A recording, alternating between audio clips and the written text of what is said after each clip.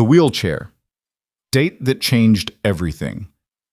Jake Mercer thought rock bottom was when his wife walked out on him and their 7-year-old son. He was wrong. Rock bottom was sitting across from Claire Hawthorne in a crowded cafe, watching her wheelchair catch the afternoon light and hearing her say the words that would haunt him. You've got 30 seconds to decide, sit down, and be honest. Or walk away like everyone else. He stayed. That decision would crack open his world, force him to face every lie he'd told himself, and prove that the woman in the wheelchair was stronger than any man who'd ever run from her. Stay with me until the end to see how this impossible love story unfolds. Hit that like button and drop a comment with your city so I can see how far this story travels. Jake Mercer's hands were sweating as he pushed through the glass door of Riverside Cafe, and he hated himself for it. The late afternoon sun cut through the windows in golden bars, illuminating dust motes and the faces of happy couples who looked like they belonged in coffee commercials. He didn't belong here. He belonged back at his apartment, helping Evan with homework, or fixing the leaky faucet he'd been ignoring for 3 weeks, or doing literally anything other than subjecting himself to this ridiculous blind date his sister had ambushed him into. Just coffee, Melissa had insisted 2 weeks ago, cornering him at her kitchen table while Evan played with her kids in the backyard. 1 hour. She's a friend of a friend. You need this, Jake. You haven't been on a date since— Don't! He'd cut her off, the familiar weight settling in his chest. Don't say her name. But Melissa had that look, the one their mother used to get when she'd already made up her mind. It's been 2 years. Evan needs to see his dad happy again. You need to see yourself happy again. So here he was, scanning the cafe for a woman he'd only seen in one carefully cropped photo on his phone. Dark hair, sharp eyes, a smile that looked almost challenging. He spotted her immediately, and his stomach dropped. She was at a corner table, positioned so her wheelchair was visible to anyone entering. Not hidden, not apologetic, just there. Claire Hawthorne sat with her spine straight, her dark hair pulled back in a way that made her cheekbones look like they could cut glass.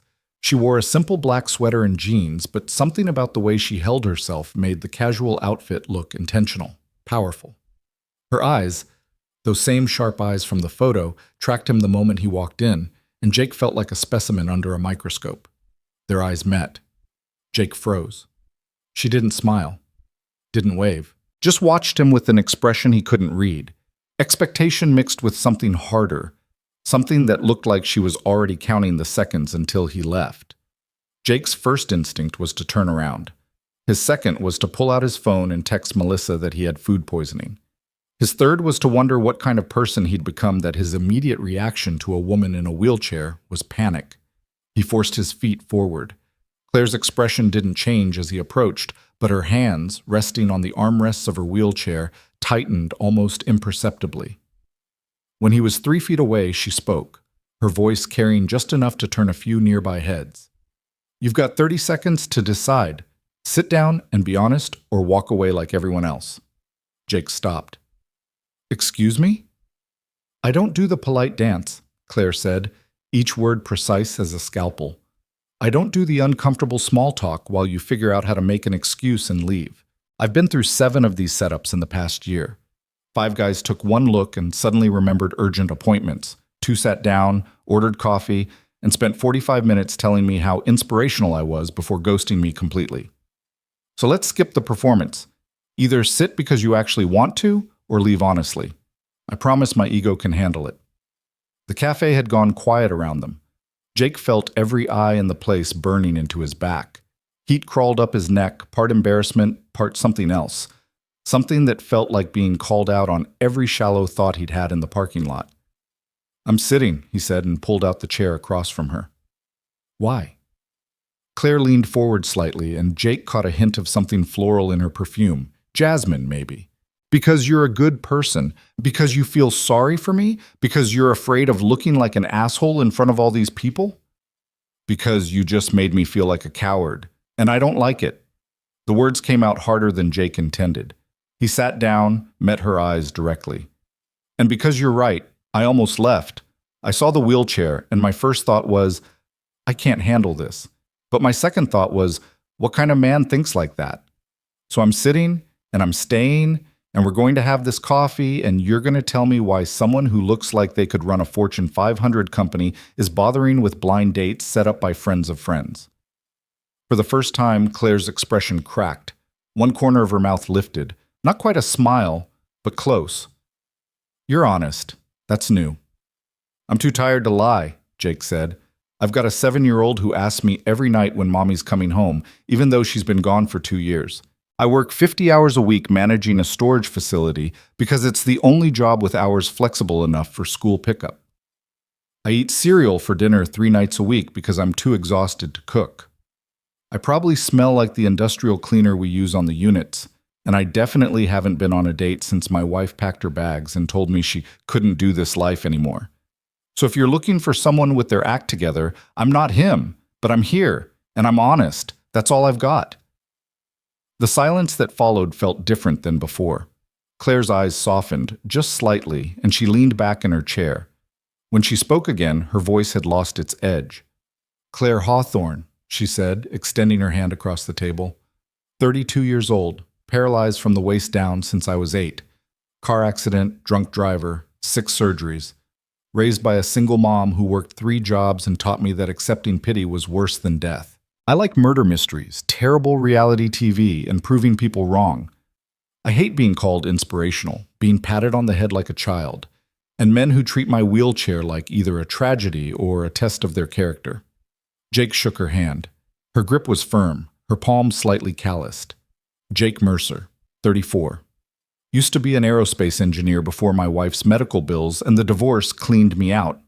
Now I'm a storage facility manager who lies awake at night wondering if I'm completely screwing up my kid. I like old westerns, building things with my hands, and watching Evan laugh so hard he snorts. I hate feeling like a failure, people who think single dads are just babysitting, and apparently blind dates that make me face my own prejudices. Well, Claire said, and this time she did smile, small, but real. At least we're honest. The bartender's probably disappointed. I think they were hoping for more drama. Jake glanced around. Most of the cafe had returned to their own conversations, but a few people were still watching with poorly concealed interest. We could give them a show. I could dramatically declare my love. You could throw your coffee in my face. I don't waste good coffee, Claire said, but I appreciate the offer. She gestured to the menu. Since you're staying, we should probably actually order something. Fair warning, I judge people by their coffee choices. Black 2 sugars, Jake said immediately. Acceptable. Shows you're practical but not a masochist. Claire caught the eye of a passing server. I'll have a vanilla latte with an extra shot, and whatever he's having. The server, a college-age kid with bright pink hair, nodded and disappeared. Jake studied Claire more carefully now, allowing himself to actually look. She was beautiful. Not in the soft, gentle way his ex-wife had been, but in a way that suggested she'd been forged by fire and come out stronger. There was a thin scar running along her left jawline, barely visible. Her sweater looked expensive but worn, like she'd had it for years and refused to throw it out. Her wheelchair was sleek, black, clearly custom-made, with wear marks on the armrests from years of use. You're staring, Claire said without looking up from the menu. I'm trying to figure you out, Jake admitted. You don't seem like someone who needs blind dates. You seem like someone who has their pick of people. You'd think that, wouldn't you? Claire set down the menu. But most people fall into 2 categories. Category 1 sees the wheelchair and immediately writes me off, either because they think I'm broken or because they're afraid of what dating someone disabled would say about them. Category 2 is somehow worse. They see the wheelchair and decide I'm a project, a chance to prove how good and noble they are, how accepting, how brave they are for loving someone like me. Like you're a charity case, Jake said quietly. Exactly. Claire's eyes found his again. So when my friend Maria told me about this setup, I almost said no, but she swore you were different, said you were real, that you'd been through some things and come out without becoming bitter. I was skeptical. And now? The jury's still out, but her smile suggested otherwise. Tell me about your son.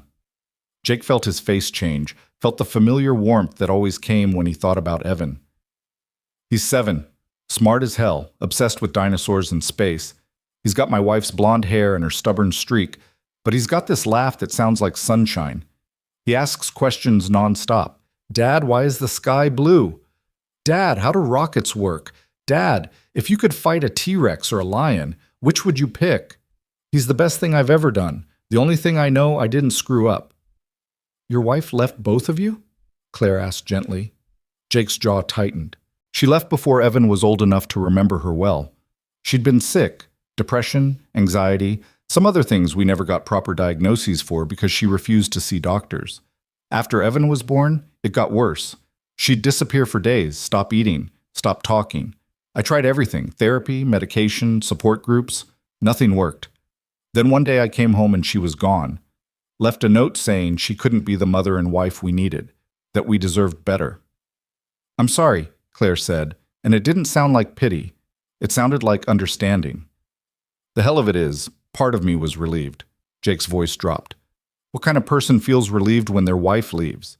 But I was so tired of being the only one fighting, so tired of wondering if today would be the day I'd come home and find...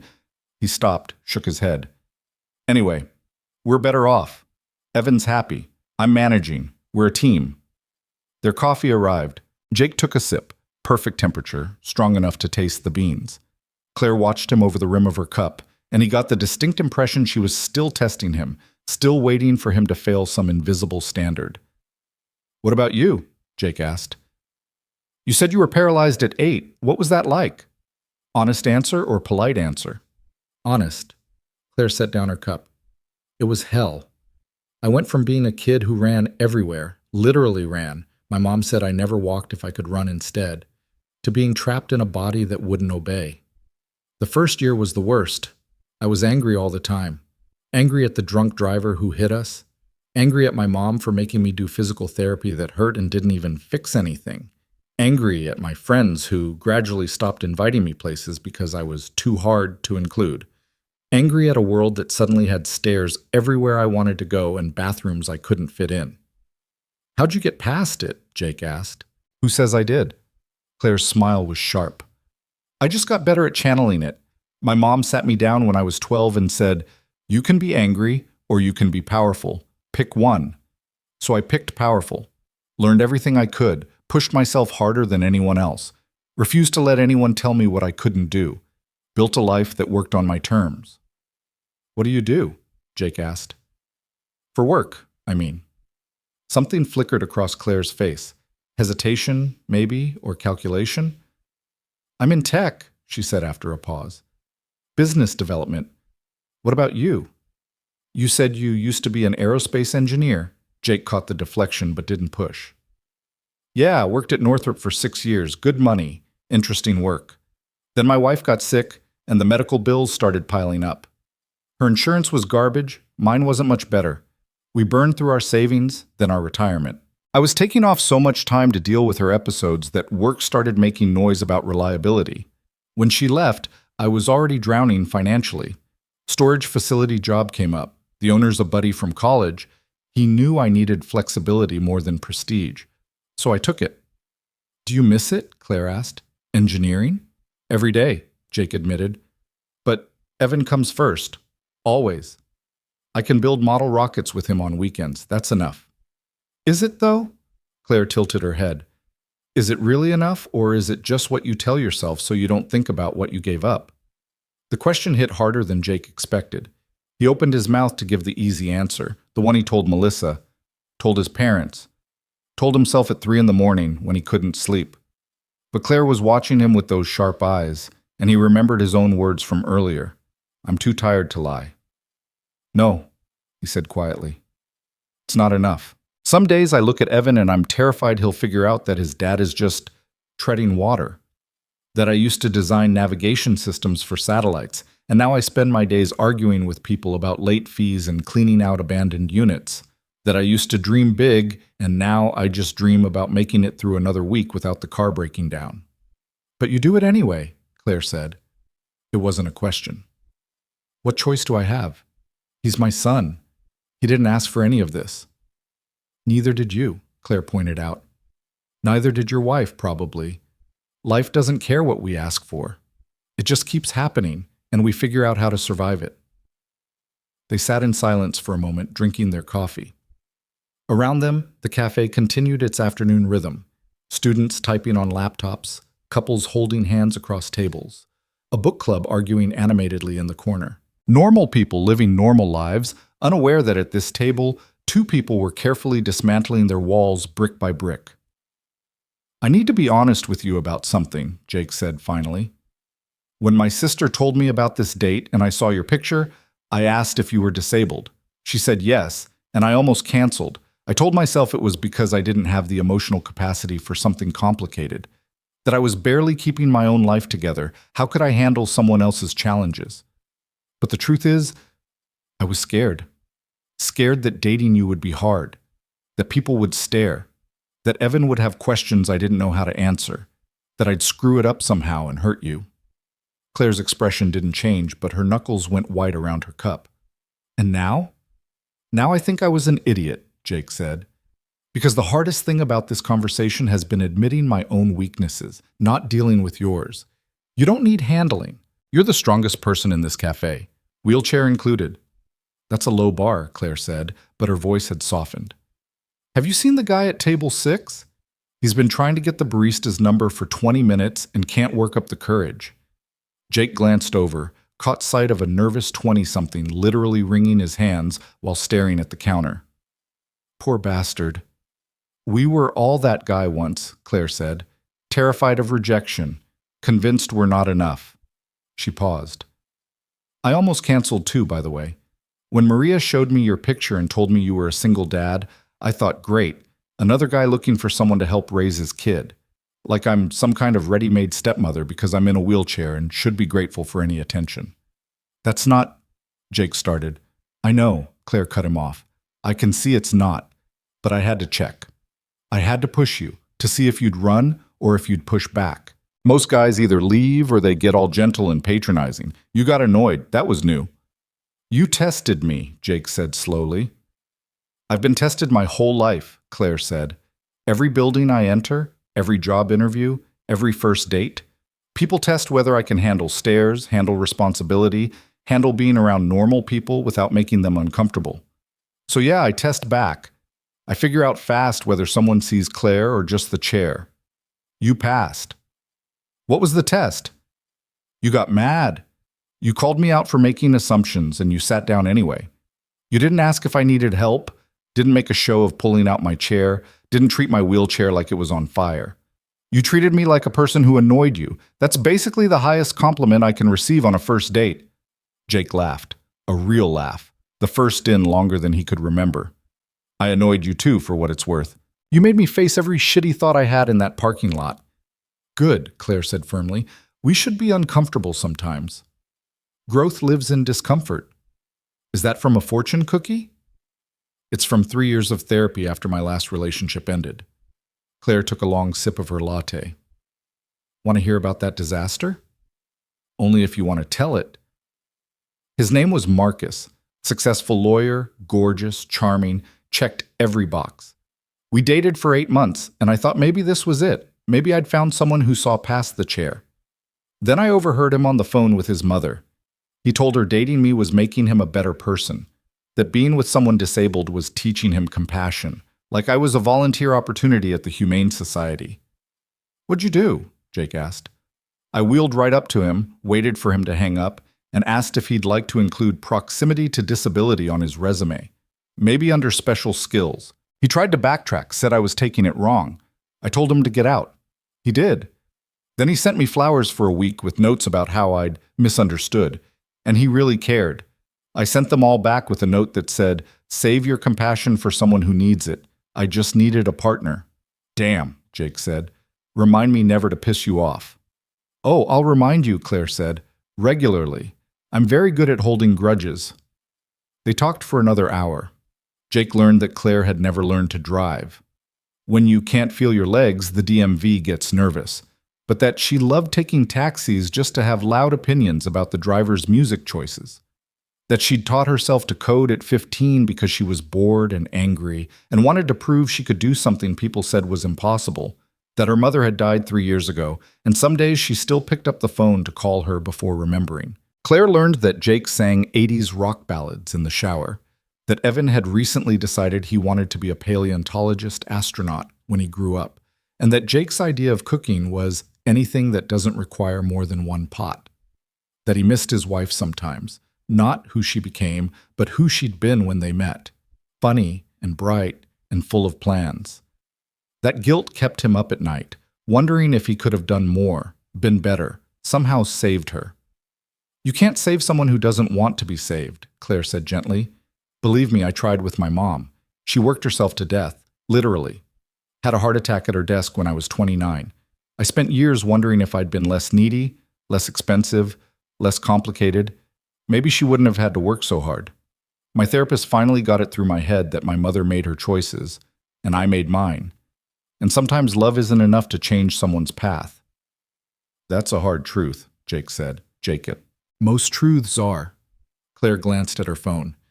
"It's almost 6. I should probably go. I have an early morning tomorrow." Jake felt a strange pang of disappointment. The cafe had filled and emptied twice around them, the light outside turning from gold to amber to the deep blue of early evening. He'd been so absorbed in talking to Claire that he'd lost track of time completely. "Can I ask you something before you go?" Jake said. "Shoot." "Why did you agree to this date? Really? You said you almost canceled. What changed your mind?" Claire was quiet for a moment, her fingers tracing patterns on her coffee cup. "Maria told me something about you that stuck with me. She said when your wife left and your friends were all telling you to fight for your marriage, to not give up, you said, sometimes loving someone means letting them go, even when it tears you apart. That's what convinced me you might be different." "I don't feel different," Jake admitted. "I feel like I'm barely holding it together most days." "That's what makes you different," Claire said. "You're honest about it. You're not pretending to have all the answers. You're just doing your best and admitting when it's hard. That's rare. That's—" She paused, searching for words. "That's real." They stood, well, Jake stood, and Claire maneuvered her wheelchair back from the table with practiced ease. As they headed toward the door, Jake noticed for the first time how people moved out of her way. Some looked uncomfortable, some overly helpful, offering to hold doors that were already wide open. Claire navigated it all with the air of someone who'd done this dance 1,000 times. Outside, the evening air was cool, carrying the scent of the river and car exhaust. Claire's ride, an accessible van, was parked at the curb, the driver reading something on his phone. "So," Claire said, turning to face Jake, "what happens now? Do we do the polite thing where we say we should do this again sometime and then ghost each other? Or do we be honest?" Jake thought about it. About going home to his empty apartment and telling Evan about his evening. About waking up tomorrow to the same routine, the same struggles, the same loneliness he'd been pretending didn't exist. Then he thought about Claire's sharp eyes and sharper mind, the way she'd made him laugh, the way she'd called him out and built him up in the same breath. "Honest," he said. "I'd like to see you again. But I need you to know I'm a mess. I don't have much to offer. I can't do fancy dinners or expensive dates. I've got a kid who comes first, always. And I'm still figuring out who I am without my wife, without my career, without all the things I thought defined me. So if you're looking for someone who has their life together, that's not me." "Jake," Claire said, and her voice was gentle but firm. "I spent 15 minutes today watching you decide whether to run away from me. I know exactly what kind of mess you are, and I'm still here." She pulled out her phone. "Give me your number. We'll text. We'll figure out if this is something or nothing. No pressure, no expectations, just honesty." They exchanged numbers. Jake's phone buzzed immediately with a text. "Thanks for not running. C." He typed back, "Thanks for not letting me. J." Claire smiled at her phone, then looked up at him. "One more thing. I don't do secrets. I don't do games. If this becomes something, you need to know that going in. I will always tell you the truth even when it's uncomfortable. I expect the same. Deal?" "Deal," Jake said, and meant it. Claire's driver had noticed them and was getting out to help her into the van. As she started to move toward it, Jake spoke again. "Claire, that thing about being in tech, business development, I have a feeling you're being modest." She paused, turned back. "Maybe. Or maybe I just wanted to be Claire for one afternoon, not my job title. Can you understand that? Yeah, Jake said softly. Yeah, I can.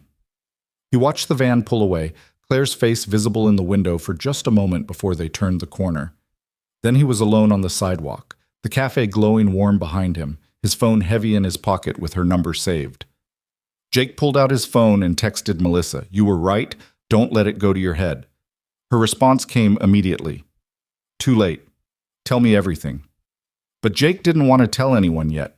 He wanted to keep this afternoon to himself for a little while longer. The surprise of it, the fear and the courage, and the strange, fragile hope that maybe, just maybe, he'd found someone who understood what it meant to keep showing up even when you were terrified. The drive home was quiet. Jake's mind kept replaying moments from the conversation. Claire's challenge at the beginning, her laugh when he'd admitted almost leaving, the way her expression softened when he talked about Evan. He thought about what his therapist had told him months ago. You're allowed to want things for yourself, Jake. Being a good father doesn't mean erasing your own needs. When he got home, Evan was in the living room with Melissa's oldest daughter, Katie, building an elaborate dinosaur habitat out of couch cushions and blankets. His son's face lit up when he saw Jake. "Dad, look, we made a volcano and everything." Jake scooped Evan up, breathed in the smell of kid shampoo and grape juice. "That's amazing, buddy. Tell me all about it." As Evan launched into an enthusiastic explanation of which dinosaurs lived where and why the T-Rex couldn't be friends with the Triceratops, because science, Dad, Melissa appeared in the kitchen doorway, eyebrows raised in question. Jake gave her a small smile and a nod. "Later," he mouthed. That night, after Evan was asleep, curled up in his bed with his favorite stuffed brachiosaurus, Jake sat on his couch with a beer he wasn't really drinking and his phone in his hand. Claire had texted twice more, once to say she'd made it home safely, and once to share a photo of her cat, an enormous orange tabby named Diesel, who apparently thought he was a lapdog. "He's not letting me work," she'd written. "Claims he'll die without immediate attention." Jake had sent back a photo of Evan's dinosaur habitat. Evan claims the same thing. Must be a species trait. Now his phone buzzed again. "Can I ask you something?" "Sure," Jake typed. "Did you mean what you said? About not having the capacity to handle someone in a wheelchair?" Jake's stomach clenched. He stared at the question, weighing his response. Honesty, he reminded himself.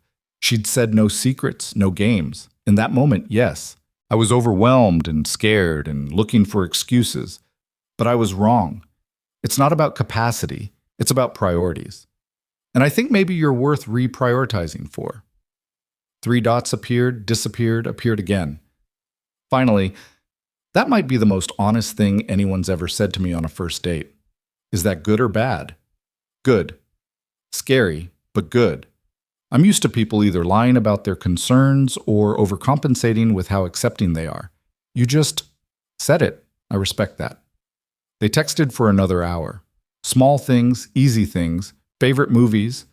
Claire loved horror. Jake preferred action. Books they'd read as kids. The weirdest thing they'd ever eaten, tied between Jake's accidental bite of wasabi, thinking it was avocado, and Claire's childhood experiment with a pickle and peanut butter sandwich. When Jake finally said goodnight, it was past midnight. He should have been exhausted. He had to be up in 6 hours for an early shift, but instead he felt energized, alive in a way he hadn't felt in years. His phone buzzed one last time. "Same time next week? Different cafe? I'll let you pick as long as they have good coffee and aren't too loud." See, Jake smiled at his phone like an idiot. "Deal. Sleep well, Claire. You too, Jake. And thanks again for staying." He set his phone on the nightstand and lay back, staring at the ceiling. The apartment was quiet except for the hum of the refrigerator and the distant sound of traffic. For the first time in 2 years, the silence didn't feel suffocating. It felt like possibility.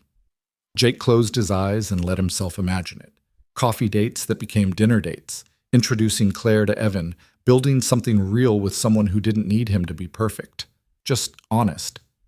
It was terrifying and exhilarating and probably a terrible idea. But he was going to do it anyway. Because Claire was right about one thing. Growth lived in discomfort. And Jake had been comfortable in his misery for far too long. It was time to be uncomfortable. Time to be brave. Time to stop running from things that scared him and start running toward things that mattered. Even if that thing was a sharp-eyed woman in a wheelchair who'd seen through every one of his defenses in under 30 seconds and decided he was worth the trouble anyway. Especially then. The next week passed in a blur of text messages and stolen moments. Jake found himself checking his phone between tasks at the storage facility, grinning at Claire's dry observations about her coworkers, or her running commentary on whatever murder mystery show she was binge-watching. She sent him articles about space exploration for Evan, memes about terrible coffee, and once, at 2 a.m, a long message about how she'd been thinking about what he'd said about feeling like he was treading water. The thing is, she'd written, treading water is still swimming. You're not drowning. You're keeping yourself and your son afloat, and that's not nothing. That's everything. Jake had read that message 3 times in the darkness of his bedroom before typing back, "How are you this wise at 2 a.m.? Insomnia and spite," she'd responded. "My 2 greatest teachers." Their second date was at a quieter cafe across town, one Claire had suggested because it had actual food, not just overpriced pastries. Jake arrived first this time, his nerves less sharp-edged than before, but still present.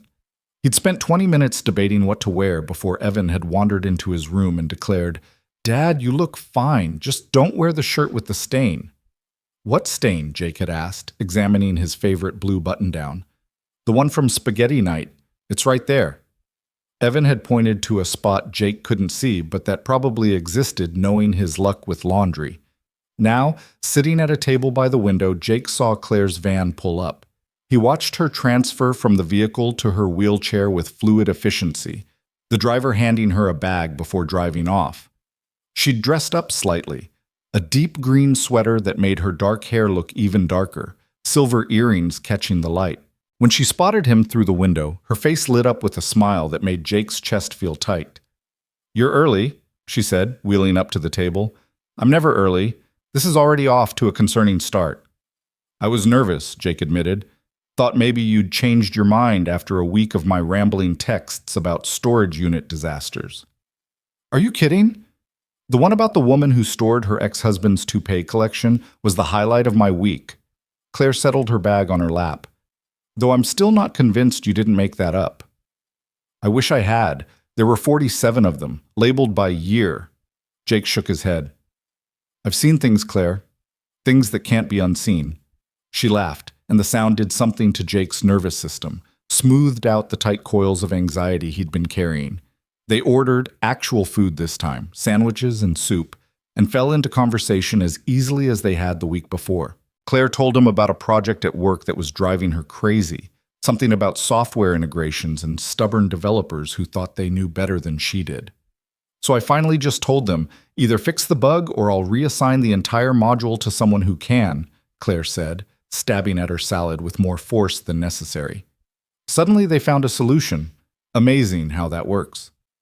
"You're kind of terrifying when you're annoyed," Jake observed. "Good. Fear is an excellent motivator." Claire took a bite, chewed thoughtfully. "What about you? How was your week?"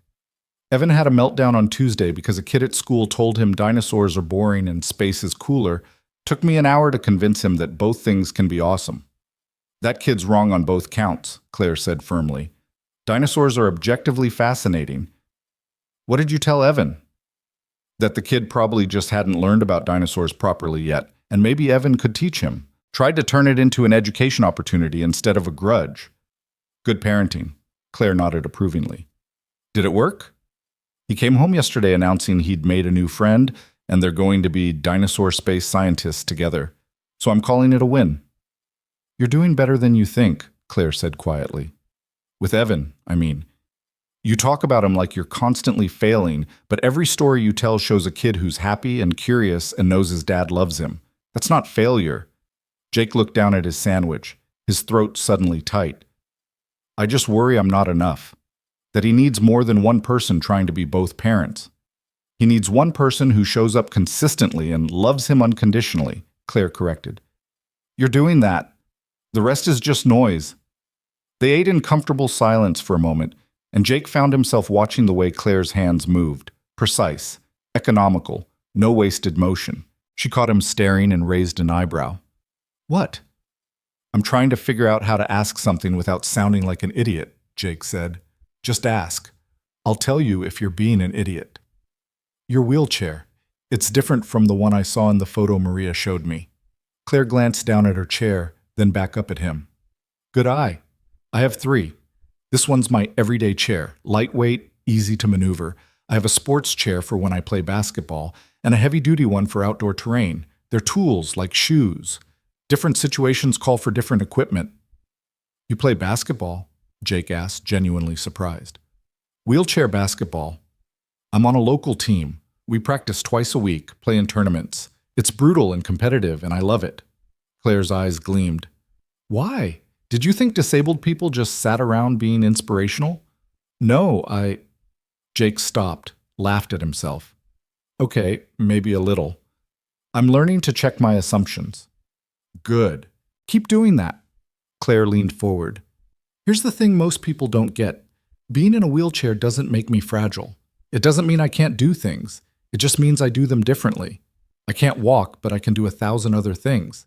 I just need people to stop assuming limitations before I've even tried. Fair enough.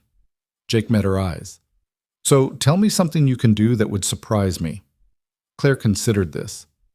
I can change a tire faster than most people. I can code in 6 programming languages. I can make a souffle that doesn't collapse, which according to my mother was black magic.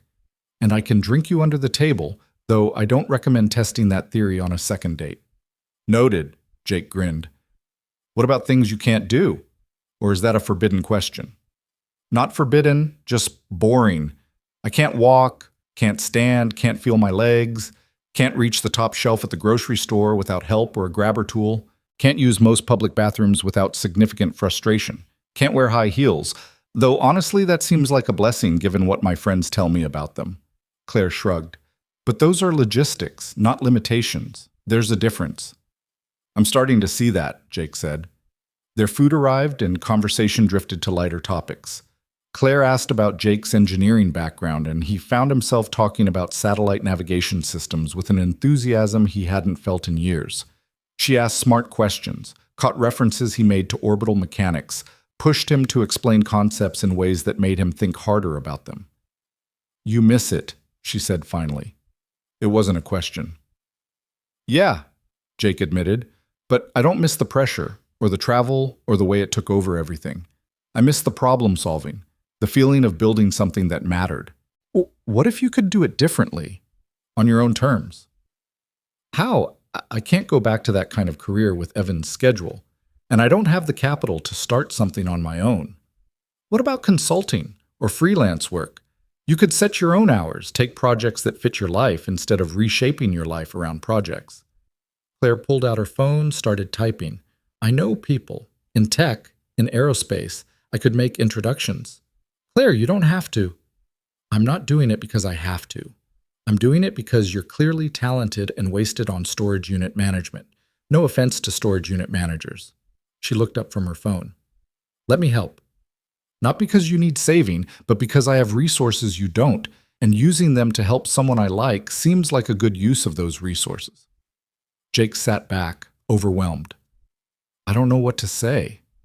Say yes, or say no. But don't say no because you think accepting help makes you weak. It doesn't. It makes you smart. Yes, Jake said quietly. Thank you. Claire smiled, satisfied, and went back to her phone. I'm sending you 3 names. People I trust. Email them, mention you're a referral from Claire Hawthorne. At least one of them will have work for you. Jake's phone buzzed with the message. He stared at the names, all from companies he recognized, all senior positions. Claire, these are VPs and directors. How do you know these people? I told you, I work in tech. I get around. She was deliberately casual about it, but Jake caught something in her expression, a flicker of the same hesitation he'd seen during their first date when he'd asked about her work. Business development, Jake said slowly. That's what you said. But these aren't just industry connections. These are people who owe you favors or respect you enough to take cold calls from strangers. Drop it, Jake. Claire's voice wasn't harsh, but it was final. I'm helping you because I want to. The specifics of how I know people don't matter. Jake wanted to push, wanted to understand why she was being evasive. But he remembered her words from their first date. I just wanted to be Claire for one afternoon, not my job title. So he nodded and changed the subject. They talked for 2 more hours until the cafe staff started giving them pointed looks about it being close to closing time. Outside, waiting for Claire's ride, Jake found himself reluctant to leave. The evening air was crisp, carrying the first real hint of autumn, and Claire had her face tilted up to catch the breeze. Can I ask you something? Jake said. You ask that before every question. Just ask. Why are you single? And I don't mean that as a pickup line. I mean, you're smart, successful, funny, beautiful. What's the catch? Claire's expression turned wry. You want the real answer or the polite one? Real. Most men fall into 3 categories when they meet me. Category 1 runs, like we discussed. Category 2 treats me like a charity project. Category 3, she paused. Category 3 is attracted to me because of the wheelchair. Devotees, they're called. Men who specifically seek out disabled women because it fulfills some fetish or fantasy about being needed. They're the worst because they pretend to see me while really just seeing another object. That's disgusting, Jake said. Welcome to dating while disabled. Claire's smile didn't reach her eyes. So when someone like you comes along, someone who was honest about being uncomfortable but stayed anyway, who asks questions without being patronizing, who seems to just want to know me as a person, I'm cautious. Because either you're real, which is rare and therefore scary, or you're really good at hiding which category you're actually in. I'm real, Jake said. I'm messy and scared and probably going to screw this up in a dozen ways I can't predict. But I'm real. I'm starting to believe that. Oh, Claire's ride pulled up. Same time next week? What if we did something different? Jake said suddenly. Not just coffee. Bring Evan.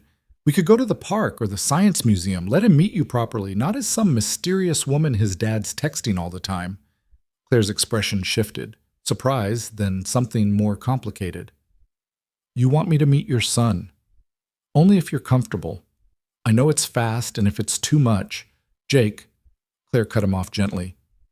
I'd love to meet Evan, but you need to be sure. Kids get attached.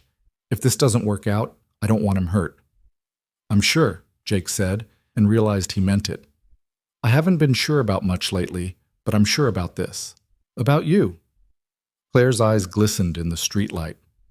Saturday, the Natural History Museum, 10 o'clock. Evan can show me his dinosaur expertise, and I'll try not to correct him on orbital mechanics when we get to the space exhibit. Deal. That night, Jake told Evan about Claire over dinner, mac and cheese from a box, because that's what they both wanted, and Jake had stopped feeling guilty about easy meals. So, buddy, I want to talk to you about something. Evan looked up from his bowl, orange cheese sauce on his chin. Are we in trouble? What? No. Why would we be in trouble? Because that's your serious voice. You only use serious voice when I'm in trouble or when we have to talk about Mom. Jake's heart clenched. His kid was too perceptive. Not trouble. I wanted to tell you that I've been seeing someone. A friend. Her name's Claire, and I thought maybe you'd like to meet her. Evan's eyes widened. Like a girlfriend? Maybe. We're still figuring it out, but she's important to me and I'd like you to get to know her. Does she like dinosaurs? Jake smiled. I don't know. We could ask her. What about space? She definitely knows about space. She might know even more than me. Nobody knows more than you about space, Dad. Evan's faith was absolute and heartbreaking. Claire might. She's very smart. Evan considered this, swirling his spoon through his mac and cheese. Is she nice? She's very nice, also funny, and she doesn't take any nonsense from anyone, which I think you'll appreciate. Okay, I'll meet her. Evan paused. Does she know about Mom? She knows Mom isn't around anymore. She knows it's just you and me. Is she going to try to be my new mom? Jake reached across the table, took Evan's small hand in his. Nobody's replacing your mom. Claire is just someone I like spending time with, someone who might become part of our family eventually. But that's way down the road, and it only happens if you're comfortable with it. You're the most important person in my life. That doesn't change. Evan nodded slowly. Can we bring her to the dinosaur museum? Actually, I was thinking the Natural History Museum on Saturday. They have the new space exhibit. Yes! Evan pumped his fist. Can we see the T-Rex too? We can see everything. And Claire will be there, so you can ask her all your questions. All of them? Every single one. Evan grinned, cheese sauce and all, and Jake felt a weight lift from his chest. This could work. It could actually work. The week crawled by with excruciating slowness. Jake exchanged daily texts with Claire, who seemed amused by his nervousness about the museum visit. He's 7, she texted Wednesday night. If he doesn't like me, he'll just ignore me and look at dinosaurs. It's not like he's going to grill me about my intentions. You don't know Evan, Jake responded. He absolutely might. Then I'll tell him my intentions are to see cool dinosaurs and learn about space. Kid-approved intentions. Saturday morning arrived with perfect autumn weather, cool but sunny, leaves just starting to turn. Evan woke up at 6, too excited to sleep, and spent an hour organizing his dinosaur facts so he could teach Claire properly. Jake made pancakes and tried not to spiral into anxiety about all the ways this could go wrong. They arrived at the museum at 9:55. Claire was already there, positioned near the entrance with a backpack on her lap and sunglasses pushed up into her hair. She'd dressed casually, jeans, a burgundy sweater, sneakers on her footrests. When she saw them approaching, her face broke into a genuine smile. Evan, who'd been chattering nonstop in the car, suddenly went quiet and pressed against Jake's leg. It's okay, Jake murmured. That's Claire. Remember? Claire wheeled forward slowly, stopping a respectful distance away. Hi, Evan. I'm Claire. Your dad's told me a lot about you. Evan peeked out from behind Jake. He told me about you, too. Yeah? What'd he say? That you're smart and nice and don't take nonsense. Evan's voice was small but clear. All true. What else? That you might know more about space than him, but I don't think that's possible.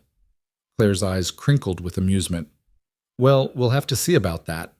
I know a lot about satellites and orbital mechanics, but I bet your dad knows more about rockets. We could team up, teach each other our specialties.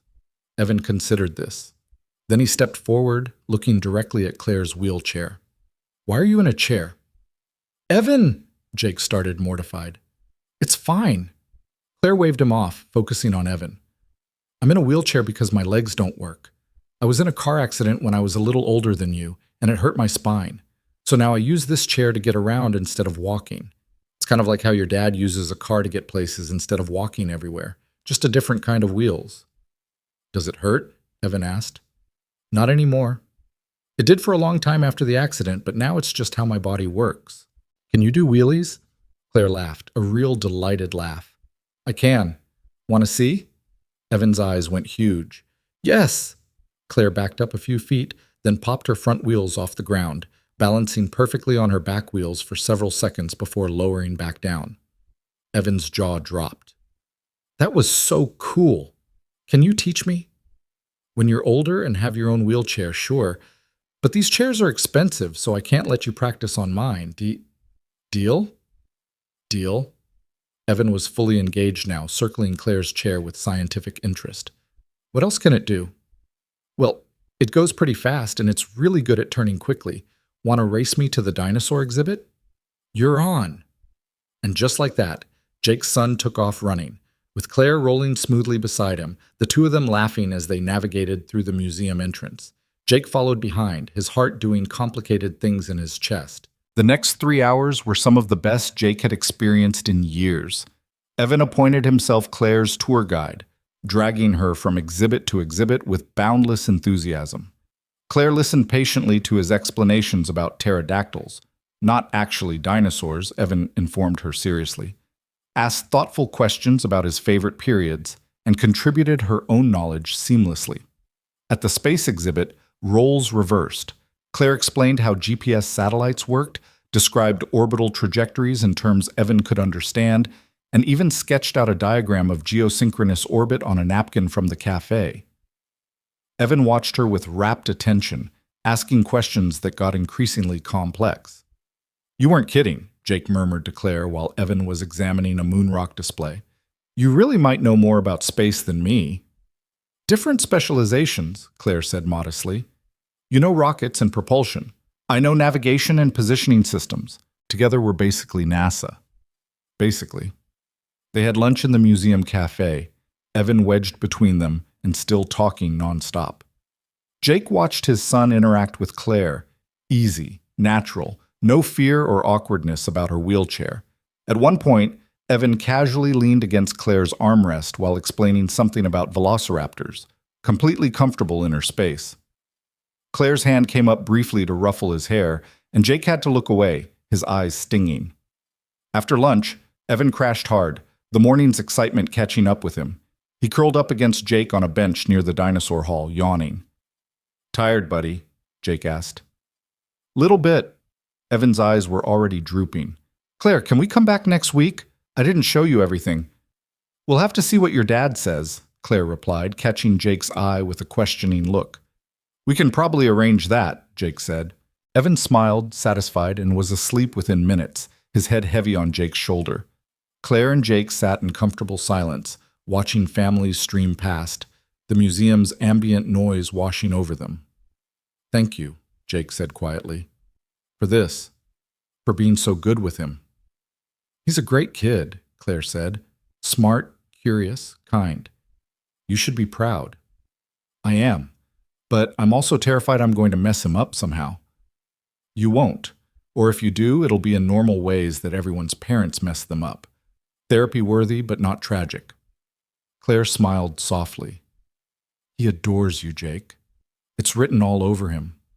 The way he looks to you for reassurance, the way he repeats things you've taught him, the way he knows he's safe enough to fall asleep on you in public.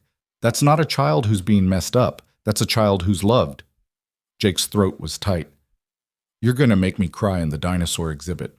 Wouldn't be the first time. I saw at least 3 parents tearing up at the T-Rex. Something about extinct giant lizards brings out emotions."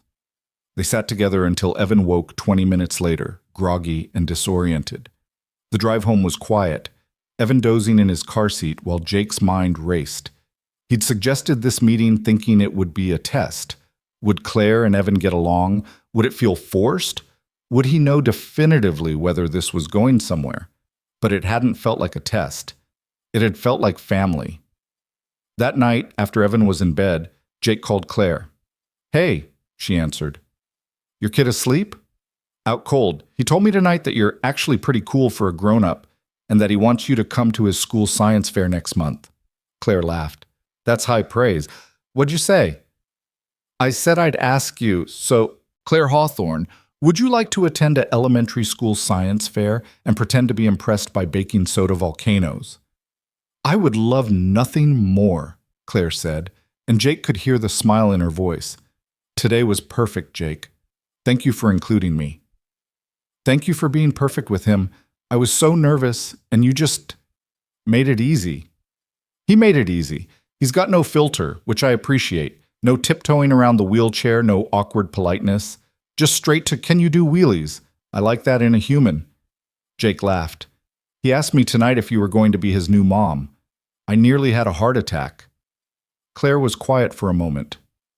"What did you tell him?" "The truth. That we're still figuring out what this is, but that nobody's replacing anyone. That you're someone important to me who might become part of our family someday if that's what everyone wants." "That's good. Honest." Another pause. "How do you feel about it? The possibility of family?"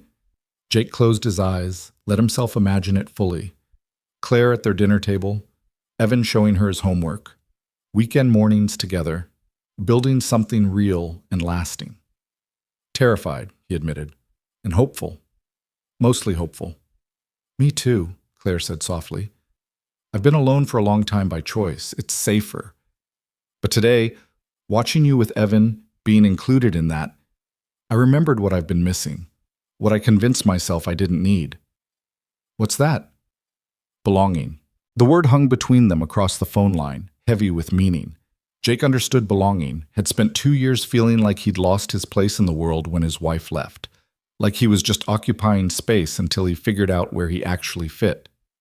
And here was Claire, successful and strong and seemingly self-sufficient, admitting she felt the same emptiness. "You belong with us," Jake said before he could second-guess himself. "I know it's early, and I know we're supposed to take things slow, but you belong with us. Evan asked about you 3 times before bed, and I've been thinking about you pretty much nonstop since you left the museum. Jake, Claire's voice was thick with emotion. Don't say things like that unless you mean them. I mean them. I'm scared out of my mind, but I mean them. They talked until nearly midnight, voices getting softer as exhaustion crept in. When they finally hung up, Jake lay in bed staring at the ceiling, his mind too full for sleep. He thought about Claire's laugh, the way she'd looked at Evan with genuine interest, how natural she'd seemed in their lives. He thought about the contacts she'd sent him and made a decision. Tomorrow, he'd email them. He'd take the chance she was offering, not just on the work, but on everything. The next week settled into a new rhythm. Claire came over twice for dinner, simple meals of spaghetti and grilled cheese that she praised like fine dining. She taught Evan basic coding concepts using a kid-friendly app. The two of them hunched over her laptop while Jake cleaned up the kitchen and listened to their excited chatter. On Thursday, Jake's day off, they met for lunch, just the two of them while Evan was at school, and Jake admitted how strange it felt to be doing something for himself. "You're allowed to have a life outside of being Evan's dad," Claire said, stealing a fry from his plate. "Revolutionary concept, I know." "It feels selfish." "It's not. You're modeling healthy behavior for him, showing him that adults have relationships and interests beyond their kids. That's important." Jake had reached across the table and taken her hand, and Claire had let him, her fingers threading through his like they'd done this 1,000 times before. It was the first time they'd really touched beyond casual contact, and the simple intimacy of it made Jake's chest ache. "I'm falling for you," he said quietly. "I need you to know that. I'm falling hard and fast, and it terrifies me because the last time I fell for someone, it ended with me broken and alone. But I can't seem to stop myself." Claire squeezed his hand. "Good. Because I'm falling too, and misery loves company." They'd laughed, but underneath the humor was something real and fragile and worth protecting. Jake kissed her that afternoon, standing in the parking lot beside her van with the autumn sun warm on their faces. Claire had grabbed the front of his jacket and pulled him down to her level, and when their lips met, it felt like coming home and jumping off a cliff simultaneously. When they broke apart, both breathing hard, Claire had smiled up at him with something fierce in her eyes. "Took you long enough," she'd said. "I was trying to be respectful, not rush you." "I'm in a wheelchair, Jake, not made of glass. If I wanted you to wait, I would have said so." He'd kissed her again for that, deeper this time, until someone wolf whistled from a passing car and they'd broken apart laughing. October bled into November. The freelance consulting work started trickling in. Small projects at first, then larger ones as Jake's old skills came back to life. He worked late at night after Evan was asleep, his laptop glowing in the darkness as he solved problems he'd forgotten he loved. The storage facility job became just a job instead of his entire identity. He had something of his own again, something that used his brain in ways that made him feel capable and valued. Claire was there through all of it. She reviewed his proposals, celebrated his wins, talked him down when imposter syndrome struck. She showed up to Evan's science fair and spent an hour helping him explain his project on water filtration to skeptical parents and bored judges. She came to dinner so often that Evan started setting a place for her automatically, and her favorite coffee mug lived in Jake's cabinet next to his. But there was still something Claire wasn't telling him. Jake felt it in the way she deflected questions about work, how she never invited him to her place, the carefully vague descriptions of her job. He told himself it didn't matter, that everyone deserved privacy, that she'd tell him when she was ready. But the not knowing gnawed at him, especially as they got closer. It came to a head on a Friday evening in mid-November. Jake had arrived early to pick Claire up for dinner, their first real fancy date since they'd started seeing each other. He'd made reservations at an upscale Italian place, had even bought a new shirt for the occasion. Evan was spending the night at Melissa's, giving them rare time alone. Claire had given him her address, a building downtown he'd driven past 100 times but never really noticed. It was all glass and steel, the kind of place that screamed expensive. Jake parked on the street and checked his phone. Running a few minutes late, Claire had texted, "Come up if you want. Penthouse level, door on the right. Penthouse." Jake's stomach did a small flip. He'd known Claire had money. Her wheelchair alone probably cost more than his car, but penthouse level money was different. He rode the elevator up, watching the numbers climb, his reflection in the polished doors looking increasingly out of place. The elevator opened directly into a hallway with exactly 2 doors. Jake went right, knocked, and got no answer. He tried the handle. Unlocked. "Claire?" he called, stepping inside. The apartment stole his breath. Floor-to-ceiling windows overlooked the city, the view stretching for miles. The space was open and modern, clearly designed for wheelchair accessibility, but also just beautiful. Hardwood floors, expensive furniture, art on the walls that Jake suspected was original. A desk in the corner held 3 large monitors, and even from across the room, Jake could see complex code scrolling across one screen. "Jake?" Claire's voice came from somewhere deeper in the apartment. "I'm almost ready, I swear. Make yourself at home." But Jake couldn't move. He was staring at the wall beside the desk, at the framed degrees and awards hung there. Bachelor's in computer science from MIT, master's in software engineering from Stanford, multiple patents listed under Claire Hawthorne's name, and centered among them a magazine cover from 2 years ago. Tech innovator under 35, Claire Hawthorne, founder and CEO of Hawthorne Systems. The room tilted. Jake grabbed the back of a chair to steady himself. Claire Hawthorne, CEO, founder. Not business development or works in tech, but the founder and CEO of Hawthorne Systems, a company Jake had actually heard of, a company that did contract work for aerospace firms, including his old employer, a company worth hundreds of millions of dollars. "Jake?"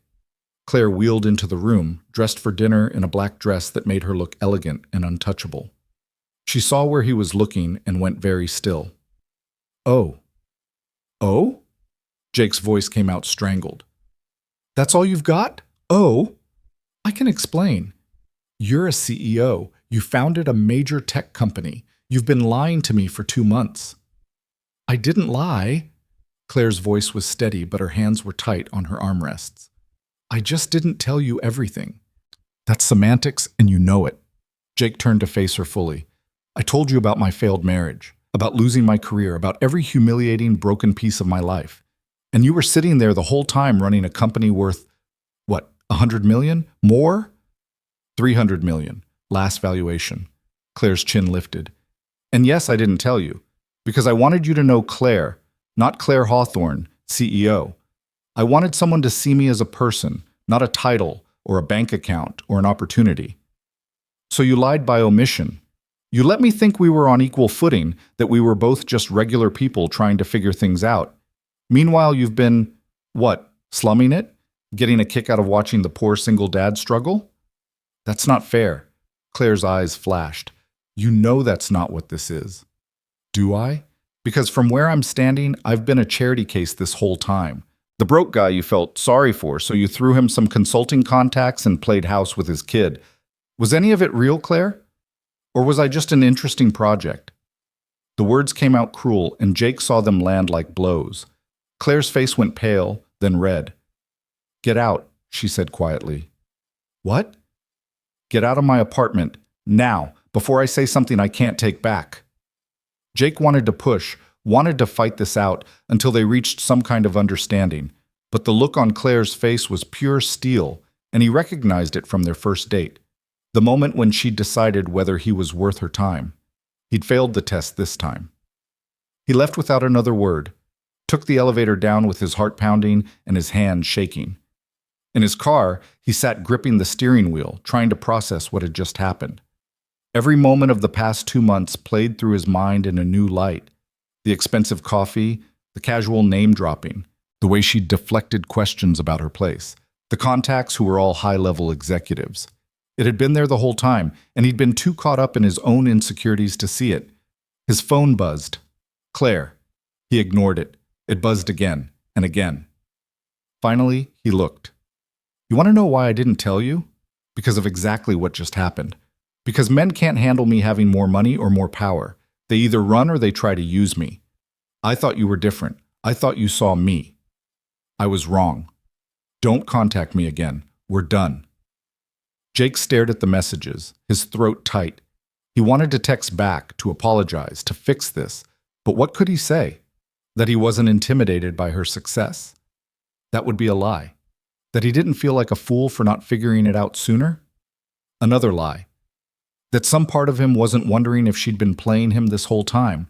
He couldn't even convince himself of that. He drove home on autopilot, his mind numb. The apartment felt emptier than it had in months. Claire's coffee mug sat in the cabinet, mocking him.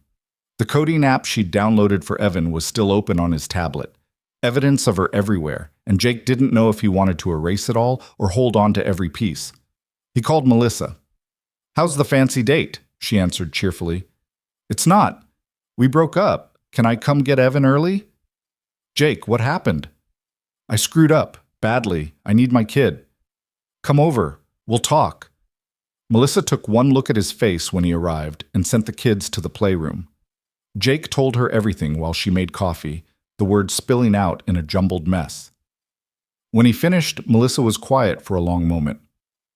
"So let me get this straight," she finally said. "You're mad because the woman you've been falling in love with is successful?" "I'm mad because she lied." "She didn't lie. She protected herself. There's a difference." Melissa set a mug in front of him.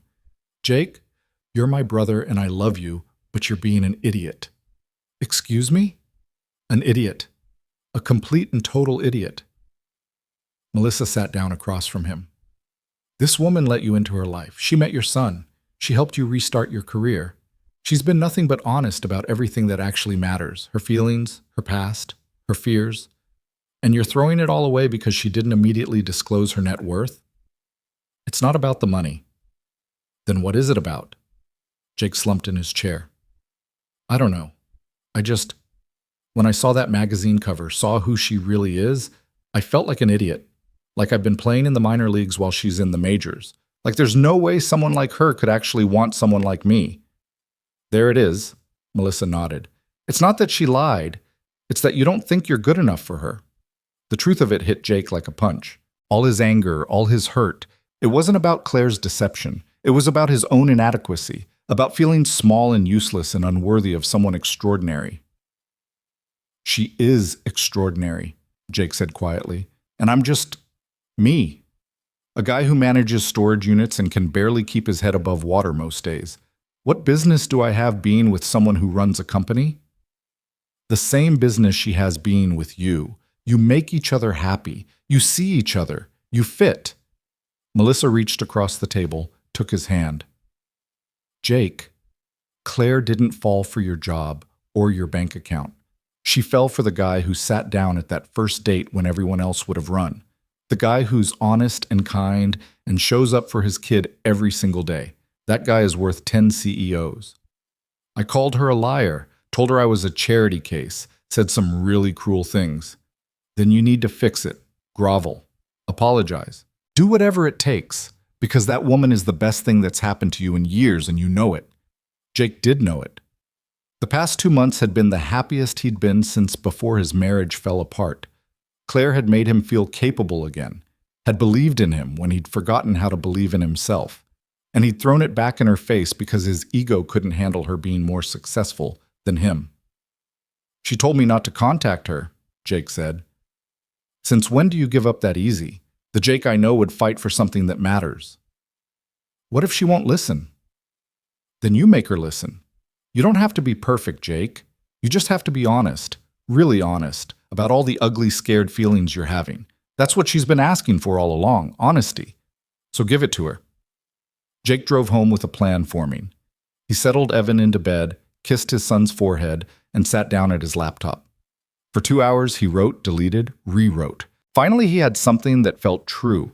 He read it over one last time, his heart pounding, and hit send before he could change his mind. The email was simple, just a subject line, "I'm sorry," and a message. "Claire, I screwed up. Not just tonight, but in every way that matters. You're right that I couldn't handle finding out who you really are, but not for the reasons you think. I wasn't upset that you kept a secret. I was upset because I suddenly understood how out of your league I am. You're brilliant and successful and powerful, and I'm a guy who cleans out storage units for a living. When I saw that magazine cover, all I could think was, why would she want this? Why would Claire Hawthorne, CEO and founder and literal genius, Want Jake Mercer and his broken life and his 7-year-old kid and his mountain of insecurities? I couldn't reconcile those two things, so I lashed out. I accused you of lying when you were just protecting yourself from exactly the kind of reaction I gave you. I'm sorry. I'm so deeply sorry. The truth is, I'm scared. Scared that I'm not enough. Scared that you'll wake up one day and realize you could do so much better. Scared that Evan will get attached and then you'll leave like his mother did. Scared that I'm going to screw this up so badly that I lose the best thing that's happened to me in years. Turns out I already did that last part. You asked me once if I was being honest or if I was just afraid of looking like an asshole. I chose honest then. I'm choosing it now. I'm terrified of you, Claire. Not because of your wheelchair or your success, but because you make me feel things I thought I'd never feel again. Because you see through every defense I have. Because you make me want to be braver and better and more than I think I can be. I don't expect you to forgive me. I don't even know if I'd forgive me. But I needed you to know that nothing about us was charity. You weren't a project, and I wasn't slumming it. Those 2 months were real. The feelings were real. The falling was real. I'm still falling, even though you very reasonably told me to stop. I love you. I should have said it before tonight. Should have said it when you were teaching Evan to code or stealing my fries or kissing me in that parking lot. I love you exactly as you are, CEO and wheelchair and sharp edges and all. I love how you don't take any nonsense, how you pushed me to believe in myself again, how you looked at my son like he mattered. I love your terrible taste in reality TV and your competitive streak, and the way you smile when you think no one's watching. I love you, and I'm sorry I made you think otherwise. If you never want to see me again, I'll understand. I'll hate it, but I'll understand. But if there's any chance you can forgive the idiot who panicked when he realized the woman he loved was even more amazing than he'd thought, I'm here. I'm choosing honest. I'm choosing you. Always, Jake. He hit send and immediately wanted to take it back. It was too much, too vulnerable, too desperate, but it was done. The email disappeared into the void, and Jake was left alone with his racing heart and his empty apartment and the crushing weight of potentially having lost everything that mattered. Sleep didn't come. Jake lay in bed scrolling through old text messages from Claire, torturing himself with the evidence of what he'd destroyed. At 3 a.m, his phone buzzed. His heart leaped until he saw it was just a spam email. He threw the phone across the room, not hard enough to break it, but hard enough to feel cathartic. Saturday dawned gray and cold. Evan knew something was wrong. Kids always knew. But he didn't push. They spent the day building an elaborate spaceship out of cardboard boxes, Evan narrating their mission to Mars, while Jake tried to focus on anything except checking his email every 5 minutes. Is Claire coming over tomorrow? Evan asked while they were painting the spaceship silver. Jake's hand stilled. I don't think so, buddy. Why not? We had a disagreement. Sometimes grown-ups fight. But you'll make up, right? Like when me and Tommy fight about dinosaurs and then we're friends again? I hope so, but it's complicated. Evan considered this, his small face serious. Did you say sorry? I did. Then she'll forgive you. That's what you always tell me. Say sorry and mean it, and people forgive you. If only it were that simple. But Jake smiled and ruffled his son's hair and tried to believe it anyway. Sunday came with still no response. Jake forced himself not to check his email, but by noon he'd broken down and looked 17 times. Nothing. Monday morning, he dropped Evan at school and went through his shift at the storage facility like a zombie, mechanically handling customer complaints and unit inspections while his mind spun in useless circles. His phone rang at 2 p.m. Unknown number. Jake almost didn't answer, but something made him pick up. Jake Mercer? The voice was female, professional, unfamiliar. Speaking. This is Amanda Chen, executive assistant to Claire Hawthorne. Ms. Hawthorne has requested that you come to Hawthorne Systems headquarters tomorrow at 4 p.m. She'll meet you in the main lobby. Please don't be late. The line went dead before Jake could respond.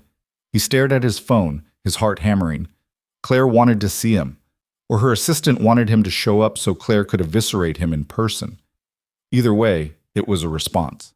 It was something. Jake called his boss, begged for Tuesday afternoon off, and spent the rest of Monday alternating between hope and dread. He tried on 6 different outfits before Evan told him he looked fine in all of them, and to please stop being weird. He rehearsed what he'd say, then forgot all of it. He barely slept. Tuesday afternoon arrived with painful slowness. Jake dropped Evan at Melissa's, drove downtown with his palms sweating, and parked in the visitor lot of a sleek glass tower with Hawthorne Systems in steel letters across the entrance. The building was exactly the kind of place Claire belonged. Modern, impressive, unmistakably successful. Jake walked into the lobby at 3:58 p.m., his heart trying to escape his chest. The space was vast and minimalist, all clean lines and expensive materials. A receptionist sat behind a curved desk, and Jake was opening his mouth to announce himself when he spotted Claire. She was across the lobby, positioned near the elevators, talking to 2 people in business attire. Even from a distance, Jake could see the authority in her posture, the way the other 2 deferred to her slightly. She was in her element, clearly in charge, and Jake felt the same inadequacy from Friday night wash over him. Then Claire looked up and saw him. She said something to her companions, who nodded and walked away. She wheeled forward, stopping 10 feet from Jake, her expression unreadable. "You came," she said. "You summoned me via scary assistant. I didn't think I had a choice." "You always have a choice." Claire's eyes were guarded, her voice carefully neutral. "Follow me. We need to talk somewhere private." She led him to the elevators, swiped a card, and pressed a button for the top floor. They rode up in silence, the tension thick enough to choke on. Jake wanted to speak, to apologize again, to do anything to break the awful quiet, but something in Claire's posture told him to wait. The elevator opened into a hallway that led to a corner office with Claire's name on the door. She wheeled inside and Jake followed, the door clicking shut behind them. The office was spacious, with the same kind of view as her apartment, but it was clearly a workspace, desk covered in papers and prototypes, whiteboards filled with diagrams, shelves of technical manuals and industry awards. Claire positioned herself behind her desk, putting the massive piece of furniture between them. Power move, Jake thought. She was reminding him exactly who she was. "I got your email," Claire said finally. "I meant every word."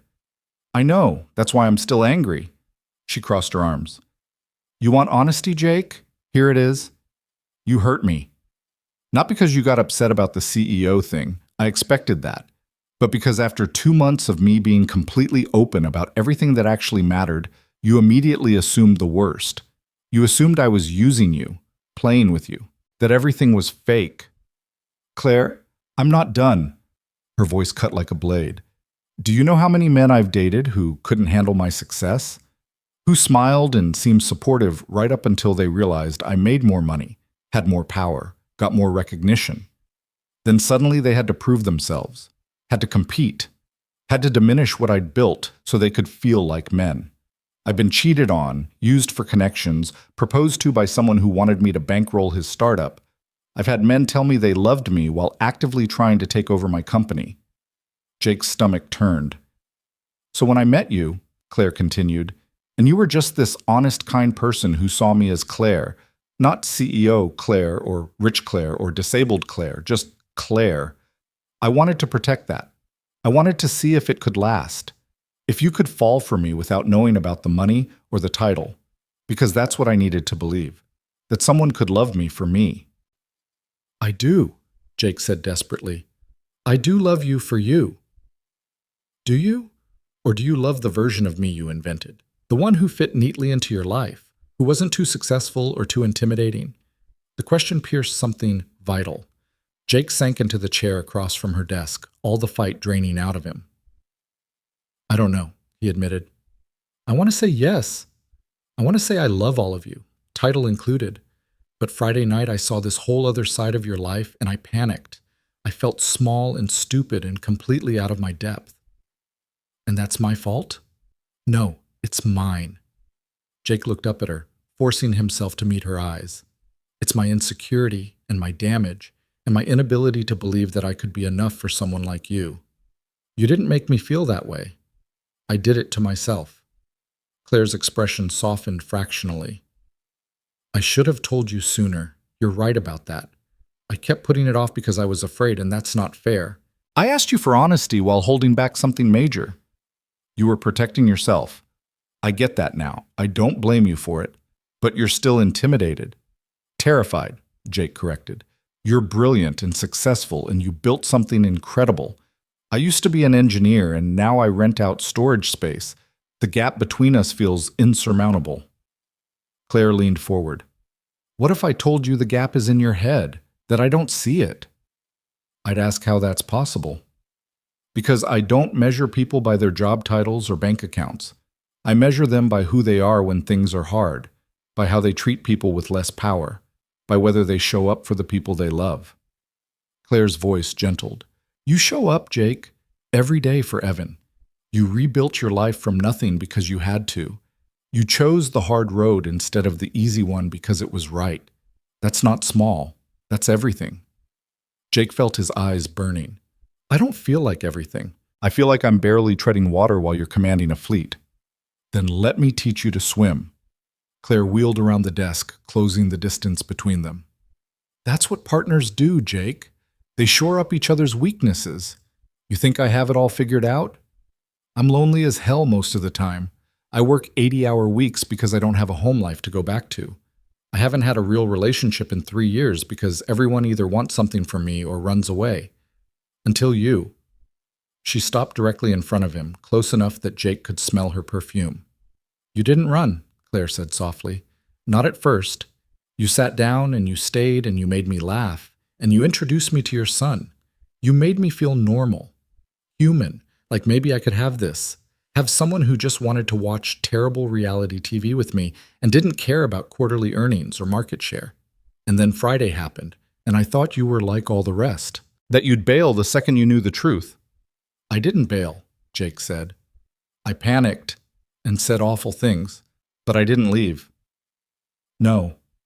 You wrote me an email that made me cry for an hour and seriously consider showing up at your apartment and forgiving you immediately. Claire reached out, her hand hovering near his face. Can I? Jake nodded, and she cupped his cheek, her thumb brushing against his stubble. I'm still angry, she said, and hurt, and scared that this is going to happen again the next time my success makes you feel inadequate. It probably will, Jake admitted. I can't promise I'll never feel insecure, but I can promise I'll talk to you about it instead of lashing out. I can promise I'll fight my demons instead of making them your problem. That's all I need, honesty and effort. I don't need perfect. Good, because perfect is not in my skill set. Claire smiled, small but real, and Jake felt like he could breathe again. So where does this leave us? He asked. I don't know. I'm still processing. Claire pulled her hand back. But I want to try.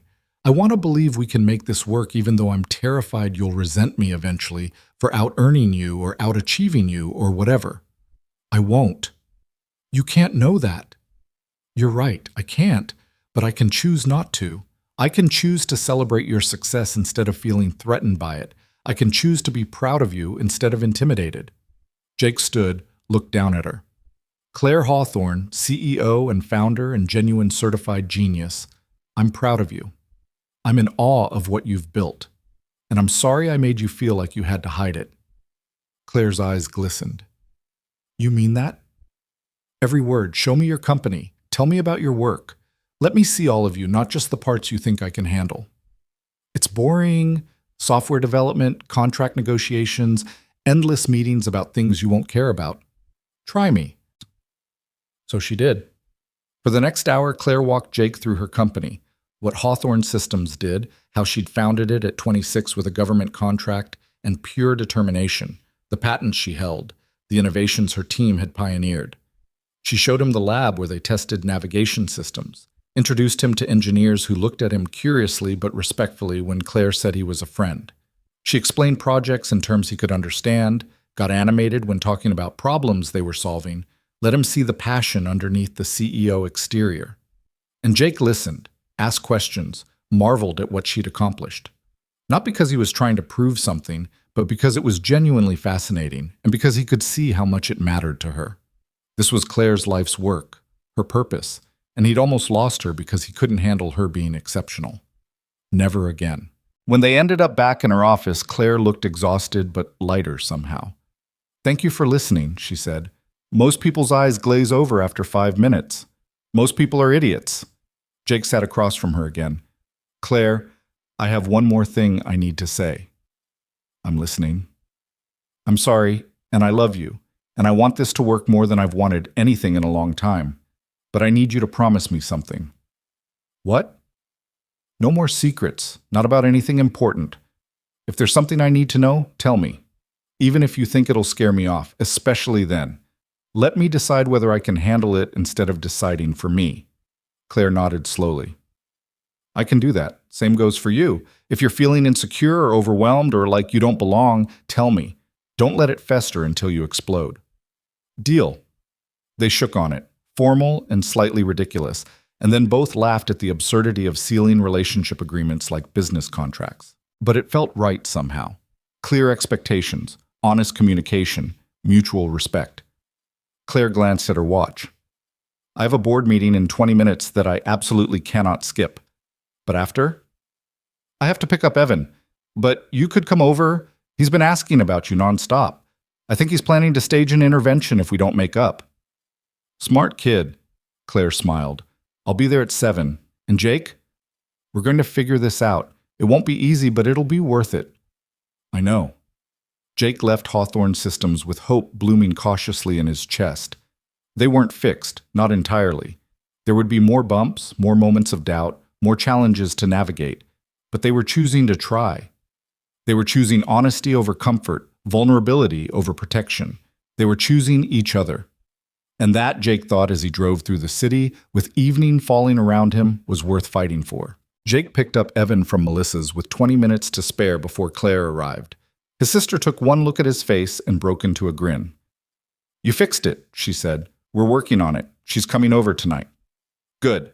Now get out of here before Evan notices you're nervous and asks 1,000 questions about why grown-ups are so weird. Too late. Evan was already barreling toward them, backpack bouncing. Dad, is Claire coming back? Did you say sorry? Did she forgive you? Yes to all 3, Jake said, scooping up his son. She'll be at our place at 7, so we need to get home and clean up the mess you left this morning.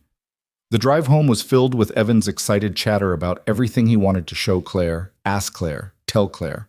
Jake listened with half his attention while the other half spun through anxiety spirals. They'd made progress at her office, but could they really come back from what he'd said? Could trust be rebuilt after he'd shattered it so thoroughly? At home, Jake cleaned with manic energy while Evan helped by moving his toys from one pile to another. By 6:30, the apartment looked presentable, and dinner was warming in the oven. Nothing fancy, just the chicken casserole Jake knew how to make without burning. He'd even set the table with actual napkins instead of paper towels. Claire arrived exactly at 7, wheeling up to their ground floor apartment with her backpack on her lap and something that looked like nervousness in her eyes. Evan threw open the door before Jake could reach it. Claire! You came back. Dad said you had a fight, but you made up, and I knew you would because Dad always says sorry when he messes up, and you're nice, so I knew you'd forgive him. And, Evan, breathe, Jake said, gently pulling his son back from the doorway. Let Claire actually come inside. Claire wheeled in, and Jake saw her take in the cleaned apartment, the set table, the effort he'd made. Her expression softened. It smells amazing in here. It's just casserole, nothing special. Special enough. She caught Evan's eye. I heard you've been working on your science fair project. Want to show me? Evan lit up and grabbed her hand, towing her toward his room. Jake followed, watching as his son proudly displayed his water filtration system, currently in pieces across his desk, and explained in enthusiastic detail how he planned to demonstrate it.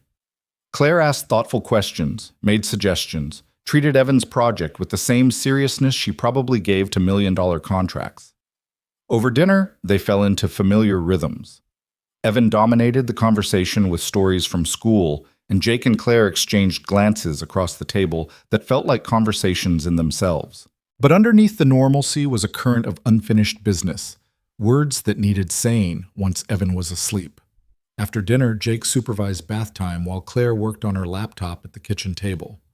When Evan was finally in bed, after 3 requests for water, 2 bathroom trips, and 1 lengthy discussion about whether astronauts could bring dinosaurs to Mars, Jake found Claire still at the table, staring at her screen with a furrowed brow. Work? He asked. Always. She closed the laptop. But it can wait. Come sit. Jake poured them both wine. Cheap stuff from the corner store, but Claire didn't comment, and settled across from her. The kitchen light cast warm shadows, and outside he could hear the distant sound of traffic and someone's TV playing too loud. "Thank you for today," Jake said, "for giving me another chance." "Thank you for showing up, for being willing to see my world." Claire took a sip of wine. "I've been thinking about what you said." About no more secrets. Okay. There's something else you should know, something I've been avoiding telling you because it's complicated and I wasn't sure how you'd react. Jake's stomach tightened. "I'm listening." Claire set down her glass, met his eyes directly. "My company is about to go public.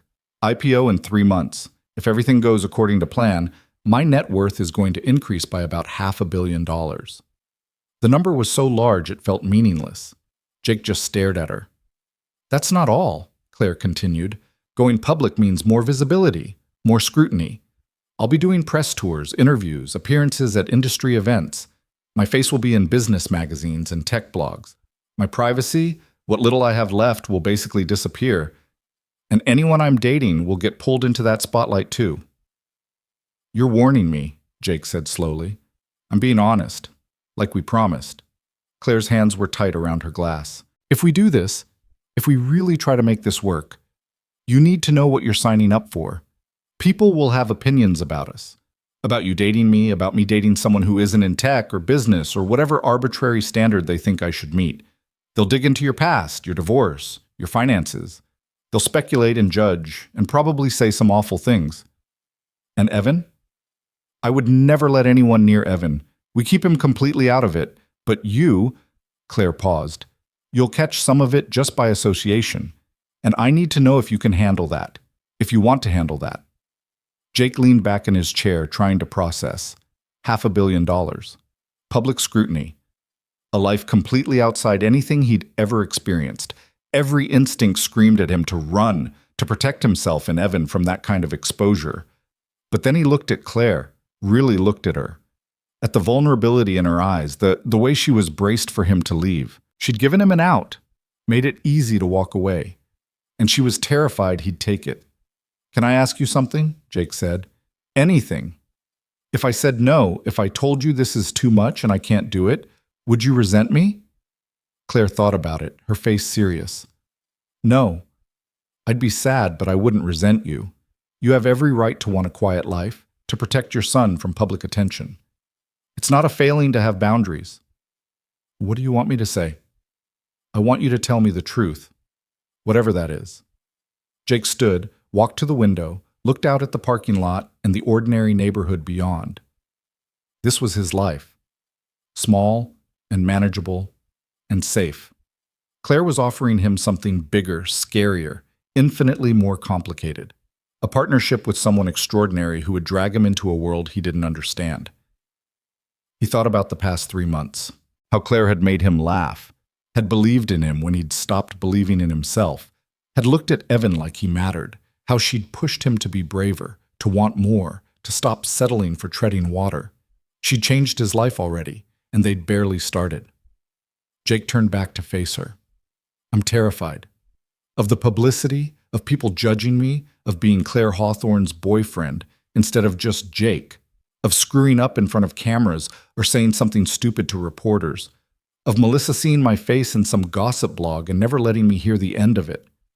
Claire's expression fell slightly. "But," Jake continued, moving back to the table, "I'm more terrified of losing you, of waking up in 5 years and wondering what would have happened if I'd been brave enough to stay. So yes, I can handle it, will handle it. Whatever comes with loving you, I'm in." "You're sure?" "No, but I'm choosing to do it anyway." Jake reached across the table, took her hand. "We'll figure it out together. Set boundaries, protect Evan, deal with whatever comes. But we do it as a team. That's what partners do, right?" Claire's eyes were bright with unshed tears. "Right." They sat in silence for a moment, hands linked across the table, the weight of the decision settling between them. Finally, Claire spoke again, her voice rough. "I have something for you. I was going to wait, but screw it." She reached into her backpack, pulled out a small box. "This isn't what you think it is, so don't panic." Jake took the box, opened it. Inside was a key, simple, silver, ordinary looking. It's to my apartment, Claire said. I want you to have it. Not because I'm asking you to move in or anything that dramatic, but because I want you to know you're welcome in my space anytime. All of it. The penthouse, the company, the life I've built. You're not an outsider anymore. You're part of it. Jake's throat was tight. Claire's, I know it's fast, but I meant what I said earlier. No more secrets, no more walls. This is me choosing to trust you completely, even though you scared the hell out of me Friday. This is me believing you when you say you're in. Jake closed his hand around the key, feeling the metal warm against his palm. Thank you. I won't make you regret this. You'd better not. That key cost $40 to copy, and I'll be very annoyed if I have to change my locks. They both laughed, the tension breaking. Jake stood, pulled Claire up from her wheelchair and into his lap in one smooth motion. She made a small sound of surprise, then settled against him, her head tucked under his chin. This okay? He asked. More than okay. Her arms came around his waist. I've missed you. It's only been 4 days, but I missed you. I missed you too. The apartment felt wrong without you. Evan asked about you every single day. Just Evan? Fine. I also asked about you. Constantly. Melissa threatened to confiscate my phone if I checked for messages one more time. Claire tilted her head up, kissed him softly. I deleted your email 3 times before I finally read it all the way through. I was so angry I couldn't see straight, but then I read it and I couldn't stay mad. Not when you were being that honest. I meant every word. I know. That's what made it impossible to ignore. They stayed like that until Jake's legs started to go numb and Claire reluctantly moved back to her chair. She stayed another hour, the two of them talking about everything and nothing, her upcoming IPO timeline, Jake's latest consulting project, Evan's determination to win the science fair, whether they should attempt a hiking trip once the weather warmed up. At the door, Claire paused. Come over this weekend, Saturday night. I want to cook for you. Actually cook, not just order in. We'll have a proper date at my place. You cook? I make a mean coq au vin and a passable creme brulee. Prepare to be impressed. I'm already impressed. Then prepare to be even more impressed. She kissed him again, longer this time, her hand cupping the back of his neck. When they broke apart, both were breathing hard. Saturday, 7 o'clock. Don't be late. Yes, ma'am. She rolled her eyes, but she was smiling as she left, and Jake stood in the doorway watching until her van disappeared around the corner. The key felt heavy in his pocket, weighted with significance. Claire had given him access to her world, to the parts of her life she kept private. He wouldn't take that gift lightly. The next few weeks passed in a blur of normalcy and adjustment. Jake went to Claire's apartment for their Saturday date and discovered she really could cook. The meal was restaurant quality, and she moved around her accessible kitchen with practiced ease. He met some of her friends, other tech professionals who sized him up with varying degrees of skepticism, until Claire made it clear he wasn't going anywhere. They seemed to accept that, though Jake caught a few concerned looks when Claire wasn't watching. Claire continued coming to dinners at Jake's place, to Evan's school events, integrating herself into their lives so seamlessly that Jake sometimes forgot there had been a before Claire. She helped Evan perfect his science fair project and cheered louder than anyone when he won 3rd place. She reviewed Jake's contracts for freelance work, offered advice on negotiating rates, celebrated when he landed a major 6-month project that would finally let him quit the storage facility. But there were adjustments, too. Claire worked insane hours as the IPO approached, sometimes texting Jake at midnight with exhaustion and stress. She had panic attacks about the scrutiny coming, about losing control of her narrative, about the board pressuring her to present a certain image. Jake learned to talk her down, to remind her of her own strength, to just listen when she needed to vent. And Jake had his moments too.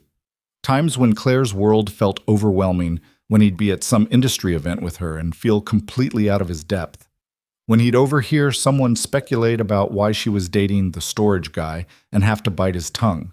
When Evan would ask why Claire worked so much, and Jake had to explain that running a company meant sacrifice, and sometimes that sacrifice included time. They fought. Not like the explosive fight after her office revelation, but smaller conflicts that still mattered. About time, about priorities. About Jake feeling like he always had to fit into her schedule instead of the other way around. About Claire getting frustrated when Jake didn't understand industry politics. About money. Jake insisted on splitting restaurant bills even though it was absurd given their income disparity, and Claire hated it but eventually stopped arguing. But they also learned each other. Jake learned that Claire got quiet when she was upset, that she needed space to process before she could talk. Claire learned that Jake spiraled when stressed, that he needed reassurance more than solutions. They learned to communicate, to check in, to choose honesty even when it was uncomfortable. 3 weeks before Claire's company was set to go public, Jake made a decision. He'd been carrying it around for days, turning it over in his mind, testing it from every angle. Finally, on a Tuesday evening after putting Evan to bed, he called Claire. "Hey," she answered, sounding tired. "Everything okay?" "Yeah, can you come over? I need to talk to you about something." "That's an ominous opener. Should I be worried?" "No, maybe. I don't know. Just come over?" Claire arrived 20 minutes later, still in work clothes, concern written across her face. "Jake, you're scaring me. What's wrong?" Jake led her to the couch, sat down beside her, took her hands. "Nothing's wrong, but I've been thinking about what you said, about the IPO and the publicity and people judging us." "Okay." "I want to propose something. Not a marriage proposal," he added quickly when her eyes widened. "Different kind of proposal." "I'm listening." Jake took a deep breath. "I want to be public with you. Not hiding, not downplaying what we are.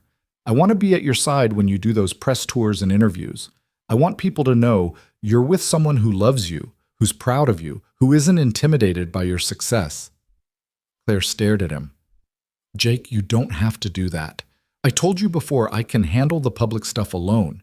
You don't need to subject yourself. I know I don't have to. I want to." Jake squeezed her hands.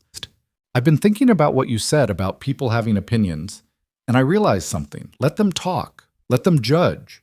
Let them think whatever they want about the CEO dating the former storage manager. Their opinions don't change what we are. And if me being visible by your side makes even one of those board members or investors or reporters take you more seriously, see that you have a partner who supports you completely, then it's worth it."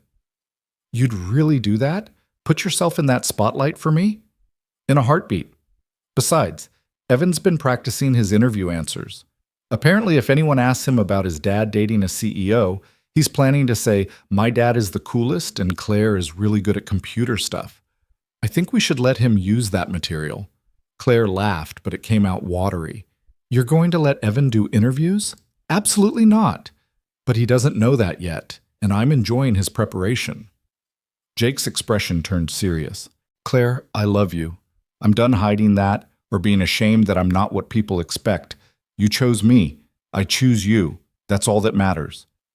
She was crying now, silent tears tracking down her face. "You're sure? Because once we do this, there's no taking it back. People will know everything about your divorce, about Evan, about every part of your life." "I know, and I'm still sure." Jake brushed away her tears with his thumbs. "Besides, I have a secret weapon." "What's that?" "You. Claire Hawthorne, certified genius, who can code in 6 languages and make a souffle and do wheelies. If anyone gives me grief, I'll just sick you on them." "That's a terrible plan." "It's the only plan I've got." Claire pulled him into a kiss, fierce and desperate and full of everything words couldn't capture. When they broke apart, she rested her forehead against his. "Thank you," she whispered, "for choosing this, for choosing me, even when it's hard. Especially when it's hard. That's when it matters most." They told Evan the next evening over pizza, explaining in terms a 7-year-old could understand that Claire's work was going to become more public, and some people might ask questions about their family. "Like reporters?" Evan asked, eyes wide. "Maybe, but probably just curious people. And we're going to be very boring when they ask questions, just normal stuff about how we met and what we like to do together." "Can I tell them about the dinosaur museum?" "Absolutely. And how Claire can do wheelies?" "That too." Evan considered this, chewing thoughtfully on his pizza. "Are people going to be mean? Like how Tommy said my mom didn't love me because she left?" Jake's heart clenched. Some people might say unkind things. But they don't know us, so their opinions don't matter. What matters is that we know the truth, that we're a family and we love each other, and nothing anyone says can change that. Will Claire still come over for dinner? Claire reached across the table, took Evan's small hand. Every week, I promise. Nothing about us changes, Evan. We'll still do science projects and watch space documentaries and build dinosaur habitats. The only difference is sometimes people we don't know might ask us questions. Okay, can I have more pizza? And just like that, the crisis was averted. Kids had a way of cutting through complexity to what actually mattered. As long as his routine stayed the same, as long as the people he loved kept showing up, Evan could handle anything. The IPO happened on a cold morning in early December. Jake took the day off work and showed up at the stock exchange with Melissa and Evan, watching from the viewing area as Claire rang the opening bell. She looked powerful and confident in a tailored suit, her wheelchair positioned front and center as she smiled for the cameras. When she spotted Jake in the crowd, her expression shifted, became softer, more real. She mouthed something that looked like, "I love you," and Jake felt his eyes sting. This was it, the moment that would change everything. Hawthorne Systems was now a public company, worth over $1 billion on paper, and Claire Hawthorne was officially one of the most successful female CEOs in tech. The press went wild. Within hours, every major outlet was running stories about the disabled entrepreneur who'd built an empire, the youngest woman to IPO in the sector, the tech genius who'd disrupted an industry. And they noticed Jake. Photos of him at the exchange, standing with Evan, watching Claire with obvious pride. By evening, the speculation started. Who is Claire Hawthorne's mystery man? One blog asked. Tech CEO's new romance, proclaimed another. Someone dug up his LinkedIn, identified him as a freelance aerospace consultant, started piecing together his background. Jake's phone exploded with messages. Old friends he hadn't talked to in years wanting to know if it was true. Former colleagues asking how he'd met her. His ex-wife's sister sending a passive-aggressive text about moving up in the world. He ignored most of it, but the attention was unsettling in a way he hadn't fully anticipated. Claire called him that night, sounding exhausted. "How are you holding up?" "I've had 17 calls from numbers I don't recognize. My LinkedIn has 500 new connection requests. Someone from my high school messaged me asking if I remembered them, which I definitely don't. How are you?" "Hiding in my apartment with my phone off and a bottle of wine. Want to join me?" "Evan's at Melissa's for the night. Give me 20 minutes. Jake found Claire on her couch, still in her suit from earlier but with her shoes off and her hair down. She looked vulnerable and tired and absolutely beautiful. He sat beside her, pulled her against his chest, and just held her while she decompressed. "It was overwhelming," she admitted. "All those cameras and questions and people wanting pieces of me. I kept thinking about what you said, about you being there for the press stuff, and it helped. Knowing you were watching. Knowing I had somewhere to come home to that wasn't about the company or the money or any of it. You always have that. Always." They stayed up late talking through everything, the successful opening, the media attention, the interview requests already flooding in. Claire's publicist wanted to schedule a People magazine feature, a profile for Forbes, appearances on several business shows. And they wanted to include Jake to tell the romance story alongside the business narrative. "We don't have to do it," Claire said. "I can tell them you're off limits."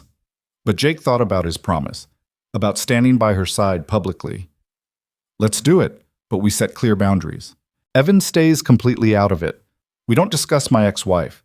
We keep it focused on us, how we met, what we love about each other, how we make it work. Nothing exploitative." "I can live with that." The Forbes interview happened 2 weeks later in Claire's office. The journalist was a woman in her 40s who seemed genuinely interested in their story rather than just hunting for gossip. She asked thoughtful questions about how they navigated the income disparity, about Jake's career transition, about what Claire saw in someone outside her industry. "I saw someone real," Claire answered. "Someone who'd been through hard things and come out kind, who loved his son more than his own comfort, who wasn't afraid to be vulnerable or to challenge me when I needed it. Jake doesn't want anything from me except me. That's rare. That's everything." When the journalist turned to Jake, asking what it was like dating someone so successful, he'd answered honestly, "Intimidating sometimes. Claire's brilliant and accomplished and operates in a world I'm still learning to navigate. But she's also funny and generous, and she makes me want to be better. She believes in me in ways I'd forgotten to believe in myself. So yeah, there's a learning curve, but she's worth it. The article came out in January, accompanied by photos of them together. One at a coffee shop, one at Claire's office, one that Jake loved where they were both laughing at something outside the frame. The headline read, "Claire Hawthorne, the CEO who built an empire and found love on her own terms." It was fair, balanced, and mostly positive. Some comments were supportive. Others were cruel. People questioning Jake's motives, calling him a gold digger, speculating about what Claire saw in him. Jake made the mistake of reading them and spent a day feeling sick to his stomach before Claire found him and made him close the laptop. "They don't know us," she said firmly. "They don't know that you worked 3 jobs to pay your wife's medical bills. They don't know you chose a lower-paying job so you could be there for Evan. They don't know you're the one who talks me down from panic attacks at 3 a.m. or that you make me laugh until I snort. They know nothing, so their opinions mean nothing." It still stings. "I know, but you're stronger than their words. We both are." Jake pulled her close, breathed in the jasmine scent of her perfume, and chose to believe her. They'd known this would be hard. They'd chosen it anyway. And every day they kept choosing it, choosing honesty over comfort, choosing partnership over easy paths, choosing love even when it scared them. February brought Valentine's Day and a decision Jake had been wrestling with for weeks. He'd been carrying a ring in his pocket for 3 days, waiting for the right moment. But every moment felt wrong, too public, too private, too soon, not soon enough. He was overthinking it, a habit Claire regularly called him out on. Finally, on the evening of February 14th, he made a choice. He took Claire and Evan to the cafe where he and Claire had first met, the same corner table if possible. Claire looked confused when she realized where they were. "We're recreating our first date?" she asked. "Sort of. Evan's my wingman this time." Over coffee and hot chocolate, Jake told the story of that first meeting, how terrified he'd been, how Claire had called him out immediately, how he'd almost left but stayed instead. Evan listened with rapt attention, having heard versions of this story before, but never quite like this. "And then your dad did something very brave," Claire added. "He sat down even though he was scared. He chose honesty over running away. That's how I knew he was different." "And you did wheelies," Evan said. "That's when Dad knew you were cool." "That came later, but yes, wheelies were involved." Jake took a breath, his heart hammering. This was it. "The thing is, sitting down at this table was the best decision I've made in my life. Claire, you changed everything. You made me believe in myself again. You made me want to be braver. You love my son like he's yours. You challenge me and support me and make me laugh even when everything feels impossible. You're my best friend and my partner and the person I want beside me for every decision, every adventure, every ordinary Tuesday night." Claire's eyes were wide, her hands frozen on her coffee cup. Jake pulled the ring from his pocket, simple, elegant, a single diamond that had cost more than he wanted to think about, but less than she deserved. "I know it's fast. I know we've only been together 6 months. I know there are 1,000 rational reasons to wait. But I also know that I love you completely, that I want to build a life with you, that I want Evan to grow up seeing what real partnership looks like." Jake took her hand, felt it trembling in his. "Claire Hawthorne, will you marry me?" The cafe had gone silent around them. Evan was bouncing in his seat, barely containing his excitement, and Claire was crying, her free hand pressed to her mouth, tears streaming down her face. "You're sure?" she whispered. "You want this? All of it? The publicity and the pressure and the complicated life?" "I want you. Everything else is just details." "Yes," Claire said, her voice breaking. "Yes, absolutely yes." Jake slid the ring onto her finger, and the cafe erupted in applause. Evan launched himself at both of them, somehow managing to hug them simultaneously. And Jake kissed his fiancée in the same cafe where she'd given him 30 seconds to decide his future, and chose her again and again and again. The engagement made headlines within hours. Someone at the cafe had taken photos and posted them online, and by morning, Jake's proposal was trending on social media. Tech CEO Claire Hawthorne, engaged to aerospace consultant, read one article. "Love wins. Hawthorne's surprise engagement proclaimed another."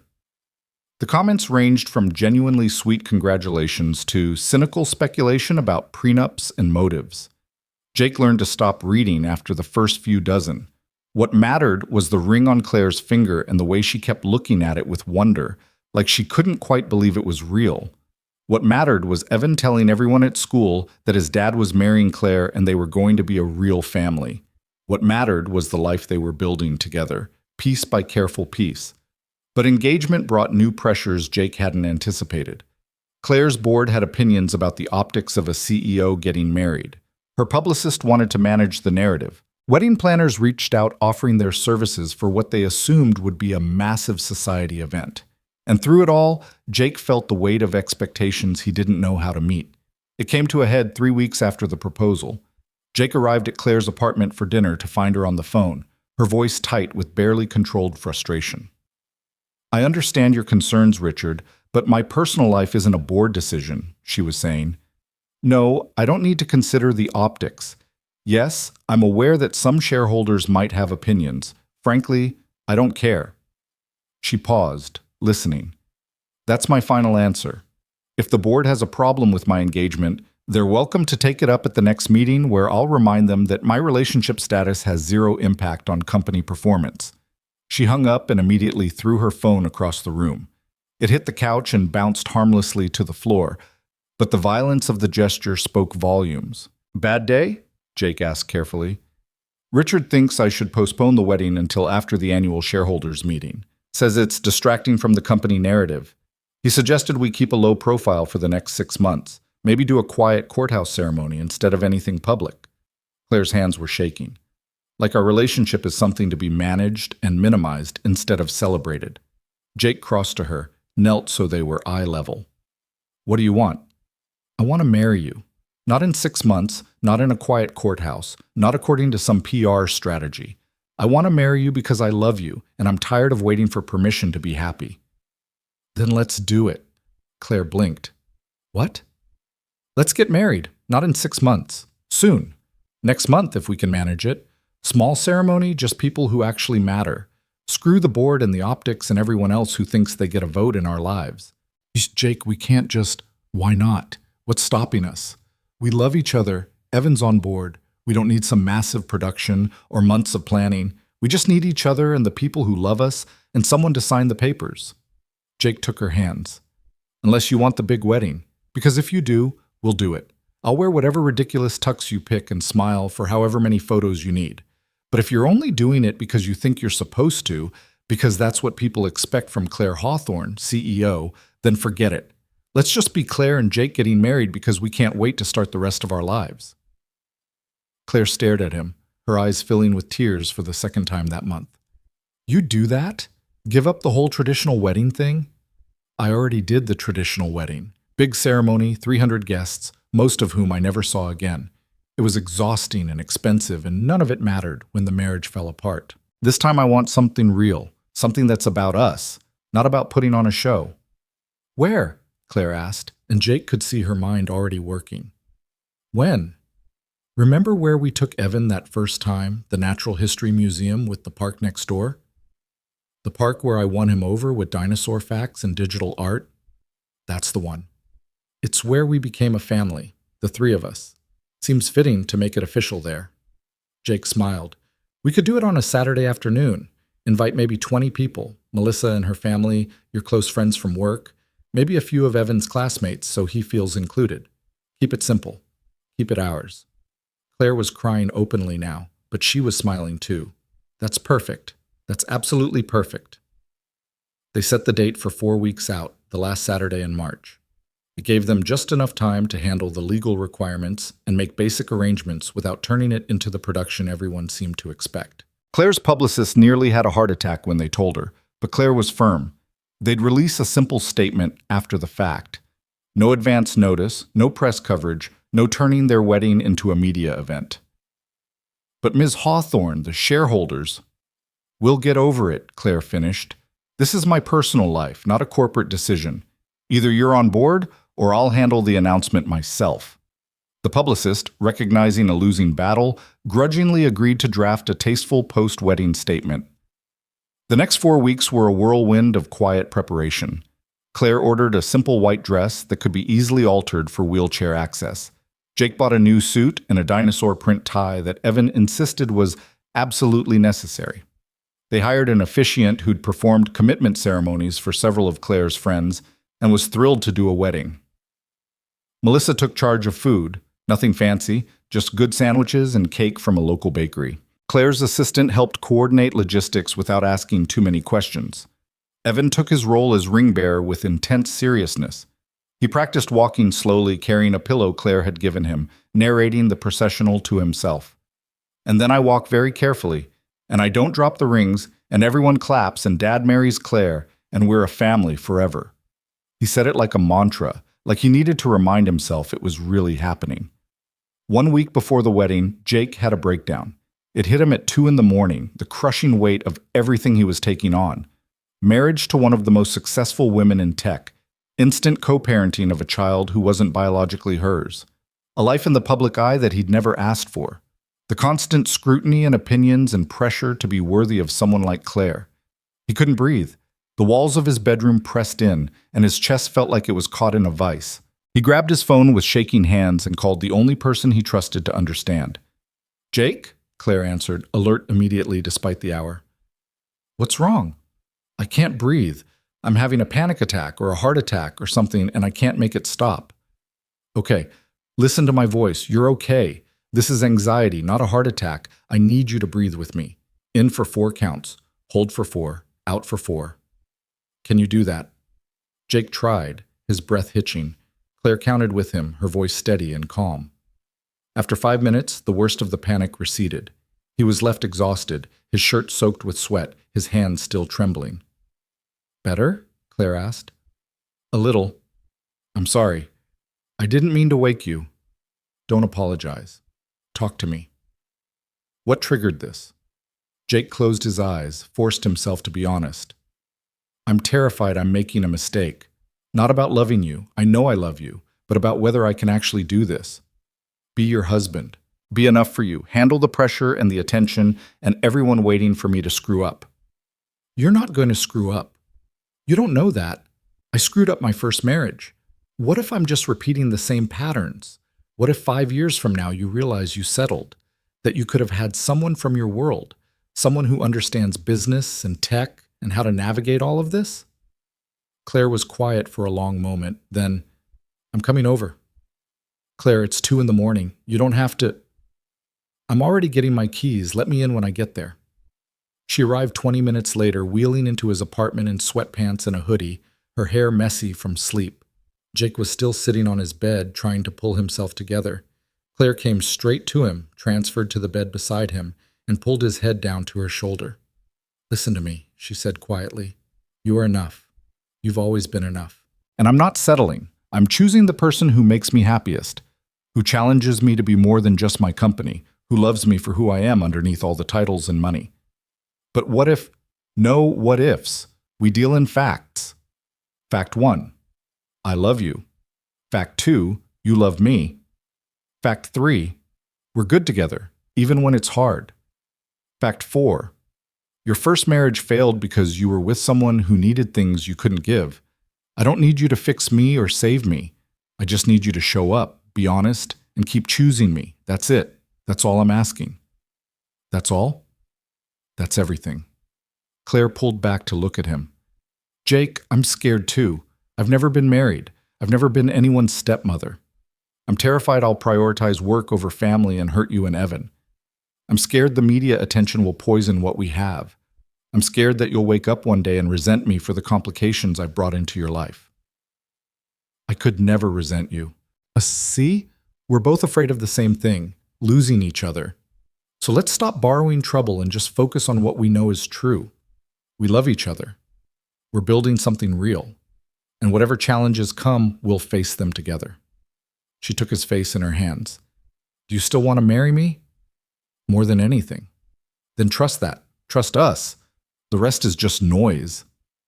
They spent the rest of the night talking through every fear, every doubt, every worst-case scenario. Claire didn't dismiss his concerns or try to convince him everything would be perfect. She acknowledged the risks, the challenges, the very real possibility that parts of their life together would be difficult, But she also reminded him of what they'd already survived, the rocky start, his insecurity about her success, the public scrutiny, the pressures from her board.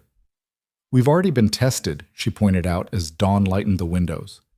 "And we're still here, still choosing each other. That should tell you something. It tells me I found someone as stubborn as I am." "Damn right you did." By the time Evan woke up, Claire was making breakfast in Jake's kitchen while Jake dozed on the couch. Evan found them both and immediately climbed into Jake's lap. "Is the wedding still happening?" he asked, his voice small. Jake's heart clenched. "What? Of course it is. Why would you think—" "I heard you on the phone last night. You sounded scared. I thought maybe you changed your mind about Claire." Jake pulled his son close, met Claire's eyes across the kitchen. "I didn't change my mind. I was just having a moment where I was worried I wasn't good enough. But Claire reminded me that we're a team, all three of us. And teams stick together even when things are scary." "So we're still going to be a family?" "Forever," Claire said, coming over to join them. "I promise, Evan. Your dad and I are getting married in 1 week, and nothing is going to stop that. Okay?" Evan nodded, satisfied, and the crisis was averted. But Jake felt the weight of his son's fear, the reminder that his choices affected more than just himself. Evan had already lost one parent. Jake would be damned if he let his own insecurities threaten the family they were building. The week passed in a blur of final preparations. Jake took Friday off work to help set up the park, hanging simple white lights in the trees around the clearing where they'd hold the ceremony. Melissa arrived with flowers, wildflowers and greenery, nothing too formal. Claire's assistant brought chairs, a small arch covered in ivy, a table for the cake. By Friday evening, everything was ready. Jake stood in the park as the sun set, looking at what they'd created. It was simple and beautiful and perfectly them. No ice sculptures or 10-piece orchestra or elaborate centerpieces. Just a space where two people who loved each other would make promises in front of the people who mattered most. "It's perfect," Claire said, wheeling up beside him. "Thank you for suggesting this. Thank you for saying yes, both times." They went home separately that night, observing the tradition of not seeing each other before the wedding. Jake tucked Evan into bed, listening to his son's excited chatter about tomorrow, about being ring bearer, about Claire officially becoming his stepmom, even though he'd been calling her that for weeks already. "Dad," Evan said as Jake was turning off the light. "Are you happy?" "The happiest I've been in a long time, buddy." "Good. You deserve to be happy. Claire told me that sometimes people go through hard things, but that doesn't mean they can't have good things too. She said you're one of the good things in her life." Jake's throat was tight. "She's one of the good things in mine. In ours." "I know. That's why I'm glad you're marrying her, even if it means I have to wear fancy shoes." Jake laughed, kissed his son's forehead, and went to bed feeling more settled than he had in days. Claire was right. They'd face whatever came together. That's what marriage meant. Choosing your person over and over through every challenge and triumph and ordinary Tuesday night. Saturday dawned clear and beautiful, the kind of perfect spring day that felt designed for new beginnings. Jake woke early, too nervous to sleep, and spent an hour making sure every detail was perfect. His suit, Evan's outfit, the rings they'd picked out together, simple platinum bands with their initials engraved inside. At the park, guests began arriving at 2 o'clock. Melissa and her family, Claire's close friends from work, a few of Evan's classmates and their parents, Jake's parents who'd flown in from Arizona. Small and intimate, just as they'd planned. No press, no cameras except for the photographer they'd hired to capture moments for themselves, not for public consumption. At 2:30, Jake stood under the arch with Evan beside him and the officiant smiling warmly. His heart was pounding, his palms sweating, but it was good nervousness, the kind that came from standing on the edge of something important. Then Claire appeared at the end of the aisle, and everything else fell away. She was stunning in a simple white dress, her dark hair loose around her shoulders, wheeling herself forward with quiet dignity. No one gave her away because Claire Hawthorne belonged to herself and was choosing to share that self with Jake. Her eyes were locked on his, shining with tears and joy and fierce love. Evan walked forward with the rings, remembered to go slowly, beamed when everyone applauded him. And then Claire was beside Jake, taking his hand, and the officiant was beginning the ceremony. We're gathered here today to witness the marriage of Claire and Jake, two people who found each other against the odds and built something beautiful from honesty, courage, and love. They've asked to share their own vows, so Jake, whenever you're ready. Jake took a breath, looked at Claire, and spoke from his heart. Claire, when I met you 8 months ago, I was drowning. I'd forgotten what it meant to dream, to hope, to believe I deserved good things. You pulled me out of that darkness not by fixing me, but by seeing me, really seeing me, flaws and fears and all, and choosing me anyway. You challenged me to be braver. You believed in me when I'd stopped believing in myself. You loved my son like he was yours from day one. You made me want to be worthy of you, and then you told me I already was. His voice cracked, but he pushed through. I promise to always be honest with you, even when it's uncomfortable. I promise to celebrate your success instead of being intimidated by it. I promise to be your partner in every sense, your support when you're struggling, your cheerleader when you're winning, your safe place when the world gets too loud. I promise to keep showing up, keep choosing you, keep building this life we've started. I love you, Claire, all of you, and I can't wait to spend the rest of my life proving it. Claire was crying openly, but she was smiling too. When the officiant nodded to her, she squeezed Jake's hands and began. Jake, you sat down when everyone else would have run. That's what I'll always remember about our beginning, your courage in the face of your own fear, your honesty when lying would have been easier. You've taught me that vulnerability isn't weakness, that asking for help isn't failure, that letting someone in doesn't mean losing myself. You've shown me what partnership looks like, not someone who wants to rescue me or use me, but someone who just wants to walk beside me, wheelchair and all. She paused, gathering herself. I promise to always tell you the truth, even about the hard things. I promise to make space in my life for us, to prioritize our family over quarterly earnings and board meetings. I promise to love Evan as fiercely as I love you, to be the stepmother he deserves. I promise to keep choosing you every day, through every challenge and triumph and ordinary moment. You've given me something I didn't think I could have, a real family, built on acceptance and love and choosing each other. Thank you for that. Thank you for everything. I love you. The officiant guided them through the ring exchange. Jake slipped the platinum band onto Claire's finger with shaking hands, and she did the same for him, both of them laughing when it took 3 tries to get his ring over his knuckle. By the power vested in me by the state, I now pronounce you married. Jake, you may kiss your bride. Jake leaned down, cupped Claire's face in his hands, and kissed her as their gathered loved ones erupted in applause. It was perfect and messy and exactly right. 2 imperfect people making imperfect promises to love each other perfectly. Evan crashed into them before they could break apart, wrapping his arms around both of them. We're a family now, officially. Officially, Claire agreed, laughing through tears. You're stuck with us, kiddo. Good. I don't want to be unstuck. The reception was simple and joyful.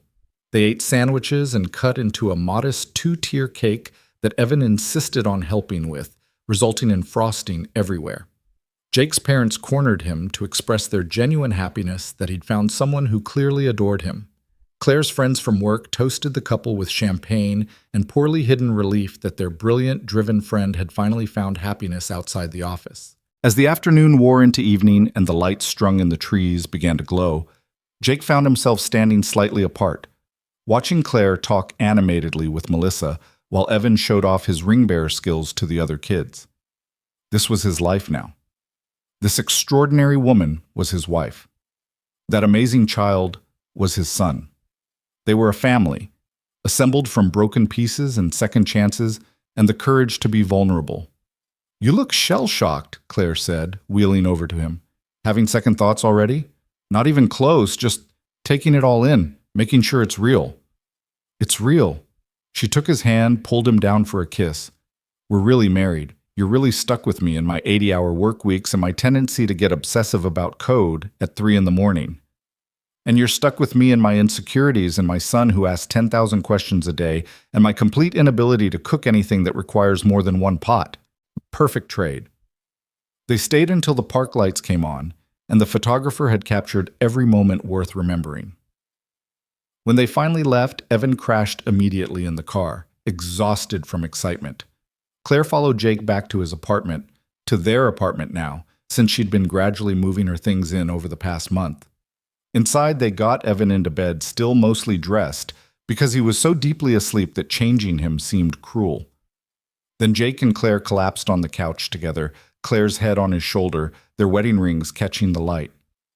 "We did it," Jake said quietly. "We did. How do you feel?" "Terrified and happy in equal measure. You?" "Same. This is real now. We're building a life together, raising a child together, facing whatever comes together." "Together," Jake echoed. "I like the sound of that." They sat in comfortable silence for a while, both processing the enormity of what they'd just done. Finally, Claire spoke again. "I have something to tell you. I was going to wait until after the wedding, but screw it. No more secrets, right?" Jake tensed slightly. "Okay. I'm stepping down as CEO in 6 months." Jake sat up so fast he nearly dumped Claire off the couch. "What? Why? Did something happen with the board?" "Nothing happened. I chose this." Claire sat up too, facing him. "I've been CEO for 6 years. I built the company from nothing, took it public, proved everything I needed to prove, and I'm exhausted, Jake. Tired of the pressure and the hours and missing important moments because of board meetings. I want a life. I want time with you and Evan. I want to work on projects I care about instead of managing shareholders. But your company will be fine. I'm promoting my CTO to CEO. She's brilliant and ready, and honestly better suited for the role than I am at this point. I'll stay on the board, keep my shares, remain involved in strategic decisions. But the day-to-day operations, the public appearances, the constant grind, I'm done." Jake stared at her, trying to process. "Are you sure? You've worked so hard to build Hawthorne Systems. And now I'm working hard to build a family. Both things can be true." Claire took his hands. "I want to be present for Evan's childhood. I want to have dinner with you more than twice a week. I want to take vacations and sleep past 6 a.m. and maybe even get bored occasionally. I'm not giving up my career. I'll still be involved, still working on the technology I love. I'm just choosing to do it on my own terms instead of letting the company consume me." "When did you decide this?" "The night you proposed. I was thinking about what kind of wife I wanted to be, what kind of stepmother, and I realized I can't be those things while working 80 hours a week. So I made a choice. This family matters more than any quarterly earnings report." Jake pulled her into his arms, overwhelmed by the enormity of what she was giving up. "You don't have to do this for me. For us. I would never ask you to—" "You didn't ask. I chose. That's the difference." Claire pulled back to look at him. "This is what I want, Jake. I built an empire. Now I want to build a life. Can you understand that?" "Yeah," Jake said softly. "Yeah, I can." The months following their wedding settled into a new normal. Claire began the transition process at Hawthorne Systems, training her successor and gradually stepping back from daily operations. She still worked, probably always would, but on her own schedule, focusing on the projects that excited her, rather than the endless administrative tasks that drained her. Jake's consulting work continued to grow, bolstered by Claire's connections and his own renewed confidence. He was able to finally quit the storage facility entirely, working from home on projects that challenged him and paid well enough that he could contribute meaningfully to their household finances. It wasn't Claire's level of income, would never be, but it was enough to feel like a partner rather than a dependent, and Evan thrived. With 2 parents actively present, with the stability of a home where love was spoken freely and conflicts were resolved honestly, he blossomed. His grades improved. His questions became even more enthusiastic, if that was possible. He started calling Claire Mom casually, not making a big deal of it, just accepting her as the parent she'd become. 6 months after the wedding, on a Saturday afternoon in September, Jake found Claire in Evan's room, helping him with a school project about family history. She was explaining how families came in all shapes and sizes, how sometimes the family you chose was just as important as the one you were born into. "Like us," Evan said matter-of-factly. "Dad chose you and you chose him, and now we're a family." "Exactly like us," Claire agreed. Jake watched them from the doorway. This woman who'd changed his entire life, and this child who'd saved it, and felt overwhelming gratitude for the courage to sit down at that cafe 8 months ago. For choosing honesty over comfort, vulnerability over protection. For taking the risk even when it terrified him. That evening, after Evan was asleep, Jake and Claire sat on their balcony watching the city lights. Jake had been thinking about something for weeks, turning it over in his mind, and finally decided to voice it. "What would you think about starting a foundation?" he asked. Claire looked at him curiously. "What kind of foundation?" "For single parents and families with disabled kids, resources, support networks, financial assistance. I keep thinking about how hard it was for me those first 2 years with Evan, how isolated I felt, and how many barriers you faced because of your wheelchair. What if we could make it easier for other people? Use our story and our resources to actually help?" Claire was quiet for a moment, her expression thoughtful. Then she smiled, that real smile that lit up her whole face. "I love that idea. I love it so much." "Yeah?" "We could focus on accessibility, funding for adaptive equipment, home modifications, helping people navigate the nightmare of insurance and medical systems. And for single parents, maybe childcare assistance, career counseling, mental health resources. All the things we wish we'd had." They talked late into the night, planning and dreaming and building something new together. By the time they went to bed, they had the skeleton of a plan and a shared sense of purpose. They'd both been through hard things, had both rebuilt their lives from broken pieces. Now they could help others do the same. The Mercer Hawthorne Foundation launched the following spring. It started small, just a website and some initial grants, but it grew quickly as word spread. Single parents reached out thanking them for rent assistance that kept their families housed. Parents of disabled children sent photos of their kids using adaptive equipment the foundation had funded. People shared stories of hope regained, futures made possible, burdens made lighter. Jake and Claire poured themselves into the work, finding purpose and making real differences in real lives. They spoke at conferences, shared their story publicly, not for publicity, but to inspire others, worked with legislators on accessibility requirements and parental leave policies. They used every tool they had, Claire's platform as a former CEO, Jake's engineering expertise, their combined determination to make things better. And through it all, they kept choosing each other. On good days when everything clicked and on hard days when they fought about priorities or schedules or whose turn it was to handle Evan's latest crisis. On ordinary days that blurred together and on special days that stood out in sharp relief. They kept showing up, kept being honest, kept building this life they'd promised to create together. 2 years after their wedding, on a warm Saturday in March, they returned to the park where they'd gotten married. The foundation was hosting a family picnic, an annual event they'd started to bring together the families they served, to build community and support networks. Dozens of kids ran around the playground while parents sat on blankets sharing food and stories and hope. Jake stood under the same arch where he'd married Claire, watching her across the park teaching a group of kids how to do wheelies in their wheelchairs, while their parents laughed and cheered. Evan was nearby with a cluster of friends, all of them animatedly discussing something dinosaur-related if the wild gestures were any indication. Melissa appeared beside him, handed him a lemonade. "You look content." "I am. Weird, right?" "Not weird, just different from how you used to be. You seem settled, happy." Jake thought about it. 2 years ago, he'd been a man treading water, barely keeping his head above the surface, terrified of drowning. Now he was swimming, still working hard, still facing challenges, but moving forward with purpose and partnership. He had a wife who challenged and supported him in equal measure, a son who was thriving, work that mattered, a future that felt bright instead of overwhelming. "I am happy," he said finally. "It took me a long time to believe I deserved it, but I am." "Good. You do deserve it, both of you." Melissa squeezed his arm. "I'm proud of you, little brother, for fighting for this, for not giving up when it got hard." Claire wheeled over then, slightly breathless, her face flushed with exertion and joy. "I just taught 6 kids how to pop wheelies. I'm basically a legend now." "You were already a legend," Jake said, pulling her close. "The wheelies were just bonus." Evan ran up, flanked by his friends. "Dad, Mom, can we get ice cream from the truck, please? Everyone's getting some and Tommy says the chocolate chip is the best, but I think mint is superior and we need to test this scientifically." "Absolutely," Claire said.